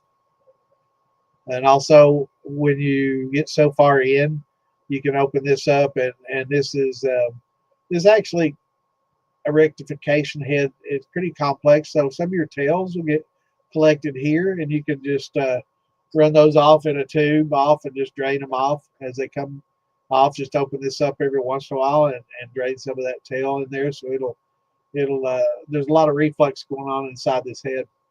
It's a little more complex than what it looks like. What's going on, Don? Or Dan, I'm sorry. But yeah, this is a pretty good little starter seal setup. 18.5 gallons, 13 to 18 and a half is for a hobbyist. It's a decent amount. It's better than like a 5. A lot of people start with the 5s because they're like $120. It's real cheap, and it's just so tempting. But for me, I just soon spend another 100 and get a 18 and a half, and something that I want, because most people that get the 5, they'll run it a few times and they're instantly, I need to get a bigger still. I'm just not getting enough, as this jar is not enough for all the work and time and trouble. It's just not enough liquor coming off here. And I'm spending all this time and money and work and mashing and doing all these things. And for just a little bit more time, I can be doubling down on the recipe. So, when you double down on the recipe, it's how much longer does it take 10 gallons of water to boil than 5, or 20 than 10. So that extra 30, 40 minutes, and you get 10, 20 more jars, extra at the end, pint jars. So it becomes a point where, the hobby, you do it, you get in cheap, and you get hooked, and it's like immediately you're buying a bigger steel. So if you get into the hobby and you think you're going to enjoy it, enjoy making wine, and you enjoy drinking, and you enjoy experimenting, and you enjoy doing it yourself kind of things, just go ahead and get the bigger one. If you're not sure about anything, then it might be a good idea to get a small, because it may not be something that's for you, right? But yeah, make it worth your while, because to make a 20-gallon mash versus a 5-gallon mash, yeah, it takes a little bit more corn, takes a little bit more boiling water, a little bit more sugar, a little bit more, amylase. But how much more time am I adding to get 4 times, and I can do it all at once instead of 4 days. It's taking a whole day to mash 5 gallons, but I could just done 20, and you can let it sit. You don't have to run it all at once. And I think that's another thing people get all hung up on. You can take off just as much as you want to out of this fermentation, vessel, and distill it, and keep doing that, until you're out. So if you wanted to have a 100-gallon barrel and you had a 20-gallon still, you're doing 15 at a time, you can do that, 7 times and 7 different runs, and not have to make, a different mash each time. So it's best to kind of make a little extra like that and wear less. But be a good all-around still for you to get, Nick. As far as making the mash and making the shine, that's easy. It's just a matter of cooking. So if you can basically cook, on a stove, then you're not going to have any trouble gelatinizing corn and adding amylase to it, breaking it down, and cooling it off, and adding yeast and nutrients, whatever you need to, and get it going, and mash it and ferment it and distill it. Easy hobby to learn and get into. I'm going to add some texts to the textbooks, to the DIY Shine and Stuff page and Militia page. So there'll be some more instructional things in there. It's I can't go with a real modern. I got some really good modern text, but I'm afraid we might get some issues with copyright. Some of this stuff is from the 70s and 80s, and it's just as pertinent now as it was then. There hasn't been a lot of changes other than the high temp amylase that we use. That's been kind of, I guess, one of the biggest changes. Uh, let's see, I guess the yeast, yellow label angel yeast, not new, but something kind of new to the home distilling group. So that's something that's a little bit newer that may not be in these books. But as far as just general mash making and following recipes and making brandies and stuff, it's it's as pertinent now as it was in the 80s. It's not changed a lot. So I'll try to upload a couple of those, and you'll see the file when I'll upload it in the group that it's uploaded. But let me see what the name of this book is that I'm thinking of in particular. Let's see here.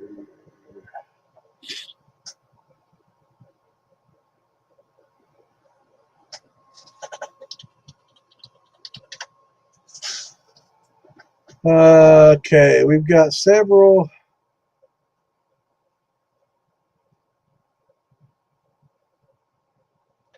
The Joy of Home Distilling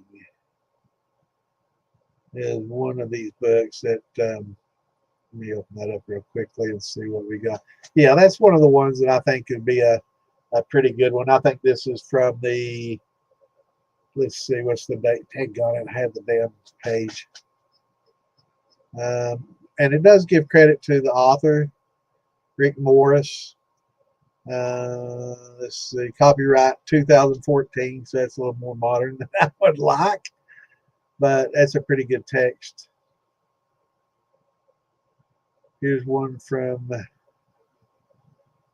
Victoria Redden. Let's see what the date on that is. 2016. Shit. I know one of these.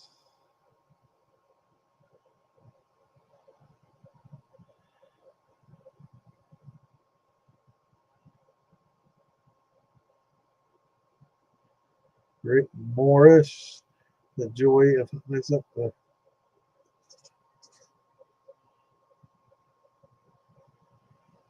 yeah, that's the same one as that. So there, I got several of the same ones, but there's another one I'll find in here. It's a little bit older, and I'll find that and upload it. So it'd be a good thing for you to read, Nick. But I mean, if you want to, we can start from the very beginning as long as you're engaging and asking questions. But I definitely appreciate you. You came to the right place, but start asking questions and answering. What do you like to make? What distillate are you wanting to make? We will help you out in any way, but we're here to answer questions. And I keep talking about it. It's hard for me to find time, and I've got some started already, but I'm going to do a beginning to end, everything you need to know. If you just follow the instructions and you follow them to the T, don't do like, a lot of people I've given these instructions to, and they say, man, I don't know what the hell happened, but that recipe you gave me, it didn't work out at all. And I'm like, really? Yeah, man, it didn't. I didn't get that much alcohol from it. And I'm like, all right, well, let's figure out where we went wrong. Did you do this? Well, now I didn't do the full 20. I tried to cut everything in half, and then then they find out that they didn't do half the steps that that you put in there, and then he's like, well, now you didn't do exactly like I said. You got to cook that for 90 minutes to 2 hours, not 45. Well, it looked thick. Well, it wasn't gelatinized yet, so that's why you didn't get all your corn gelatinized, and that's why you didn't get a good breakdown of your starches, so you didn't really get enough of your amylase to get to. So, uh, Yeah, ask that question. Ask those questions. Yeah, man. I've modified mine to it's a little micro distillery, man. It's the bomb. Yeah, send me a pic, Rich.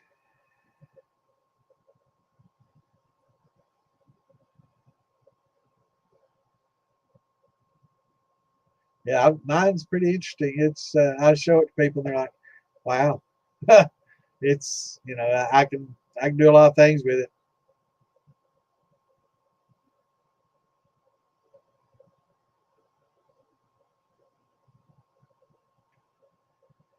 Beanie oil.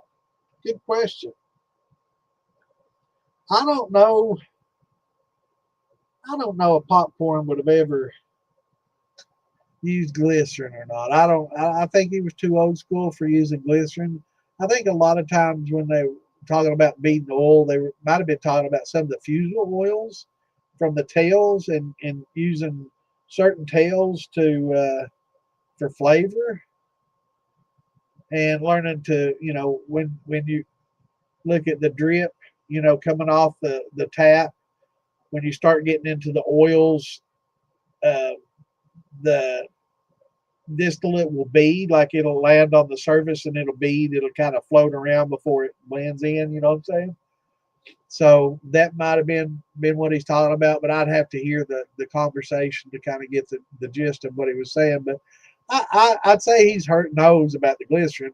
Everybody knew about it, but I doubt I doubt I doubt Poplar would have probably used glycerin, but I'm not saying he didn't or what hadn't. But he was pretty old school. But it is a common practice. A lot of people are dead set against it. They think that the glycerin that's being added, you're adding a bunch of dangerous chemicals to it. Where glycerin is just glycerol. Basically, it's a natural product, and it's in a lot of the liquors naturally, like Alfredo's bamboo. There's tons of glycerols in that bamboo. That's why it's so damn smooth. That's why the 100 proof, tastes like 70, is because those glycerols have, smoothed it out so much. And it's very, very smooth. If you haven't tried it, it's a very interesting drink. It's got a unique flavor, but just the smoothness is really what strikes you the most is how, I don't know, buttery smooth. It just no bite for the alcohol content, and it'd be really good for mixing. If you're wanting to mix drink and you want to maintain proof, but not have that alcohol taste, that would be an excellent mixer for that purpose.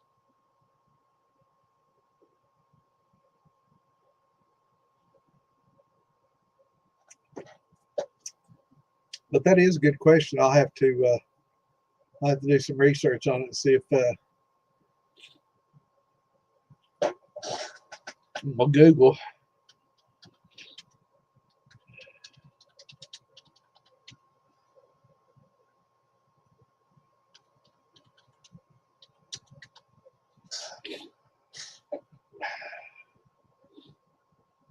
But if there's a specific interview or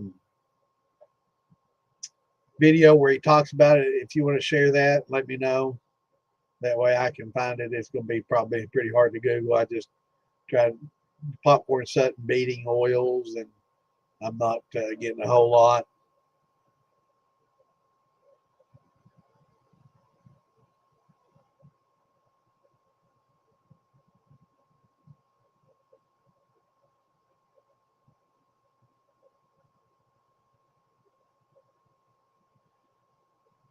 Yeah, I don't. I'm not really sure what the bead oil would be, or if he was just getting a bead when he got to the tails and the fusel oils. It's hard for me to. Yeah, it is shot time.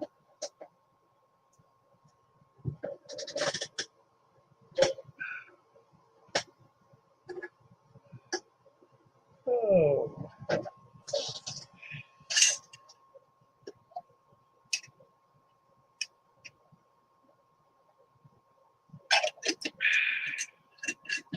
All right, let me see. I need to take a picture of mine. I've got it on my phone, but I don't have it in my daggone. Oh yeah, it looks nice, man. Man, you did some modifications now. Wow. That is interesting. Very interesting. So you just took the whole top off the football in. Let me see here. So you just took that whole cap off the top, put a ferrule on it. I like it. Yeah, I've not seen that before. Did you do that, Richard, or did Phil Billy do that?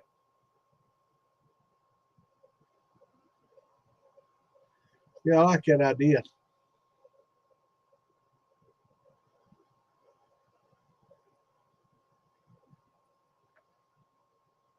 Oh, damn it. Yeah, I like that idea a lot, brother.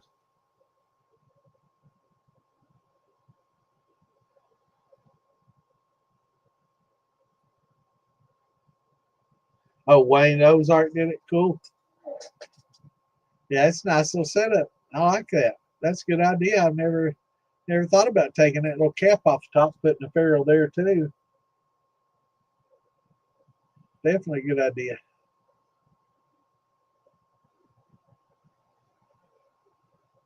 Oh, Wayne does pretty good work, doesn't he? Yeah, they're like a little Lincoln log or Lego set, man. I love it. I'll try to find mine, and I gotta upload it from my phone. I gotta figure out. Used to I could just go straight from my phone to my PC. Now they make it difficult. I can't even do it from the charging cord anymore. They try to make everything difficult for you. They want to see what pictures you're transferring. They don't want you just to wire it from one to the next. They want you to send it over the internet so they can see too. Yeah, Wayne does real good work.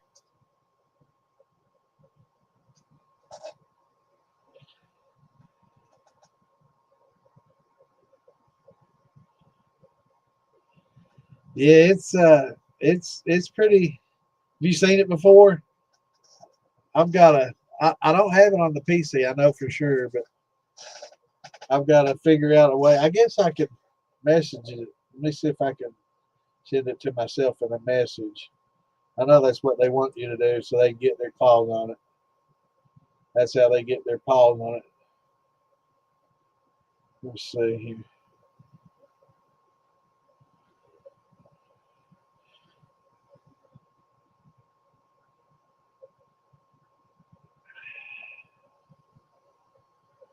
And I took a recent picture too, a little more. There's a different setup this time though, a little different than what I had the last time. But yeah, I'll have to send it myself. When I do, Richard, I'll send you a copy of what I got. It's it's definitely different. It takes a little explaining too once you look at it. But once I explain it, once you look at it, it's pretty intimidating. But once you yeah, but once I explain it, it all makes a lot of sense, and it's not so complicated anymore. It's like this logical, this logical setup. But I am going to make some changes. When I want to change my infusion, I've got an inline infuser on there. Theoretically, it looked real good on paper, but it's just not infusing as much flavor as I would like. And I'm changing it more often than I'd like, and I'm going to try to do some multiple instead of jar rigs. I'm going to make multiple little copper vessels to infuse in that have infusers uh, and drains, and that's going to be what I do next, and have several of those in line instead of just one inline chamber. I'm gonna have several of those in line and like a jar rig, but have copper rigs instead that you can fill and dump. I think it'll work a lot better. It's gonna take some time, getting in there and cutting on some of that copper and shaping it. Probably be a good use to time to go ahead and make it. I want to make a 30 copper 30 and electric, and I want to take the leftovers maybe and do some of the copper jar instead jar rigs, copper vessel rigs. You know, 1 gallon copper vessel rigs, kind of like little mini thumpers, but infusers. I think that'll work pretty well because the infusers, inline infusers like the jars, is adding more flavor than what my chamber infuser is. It's just not adding the flavor like I want.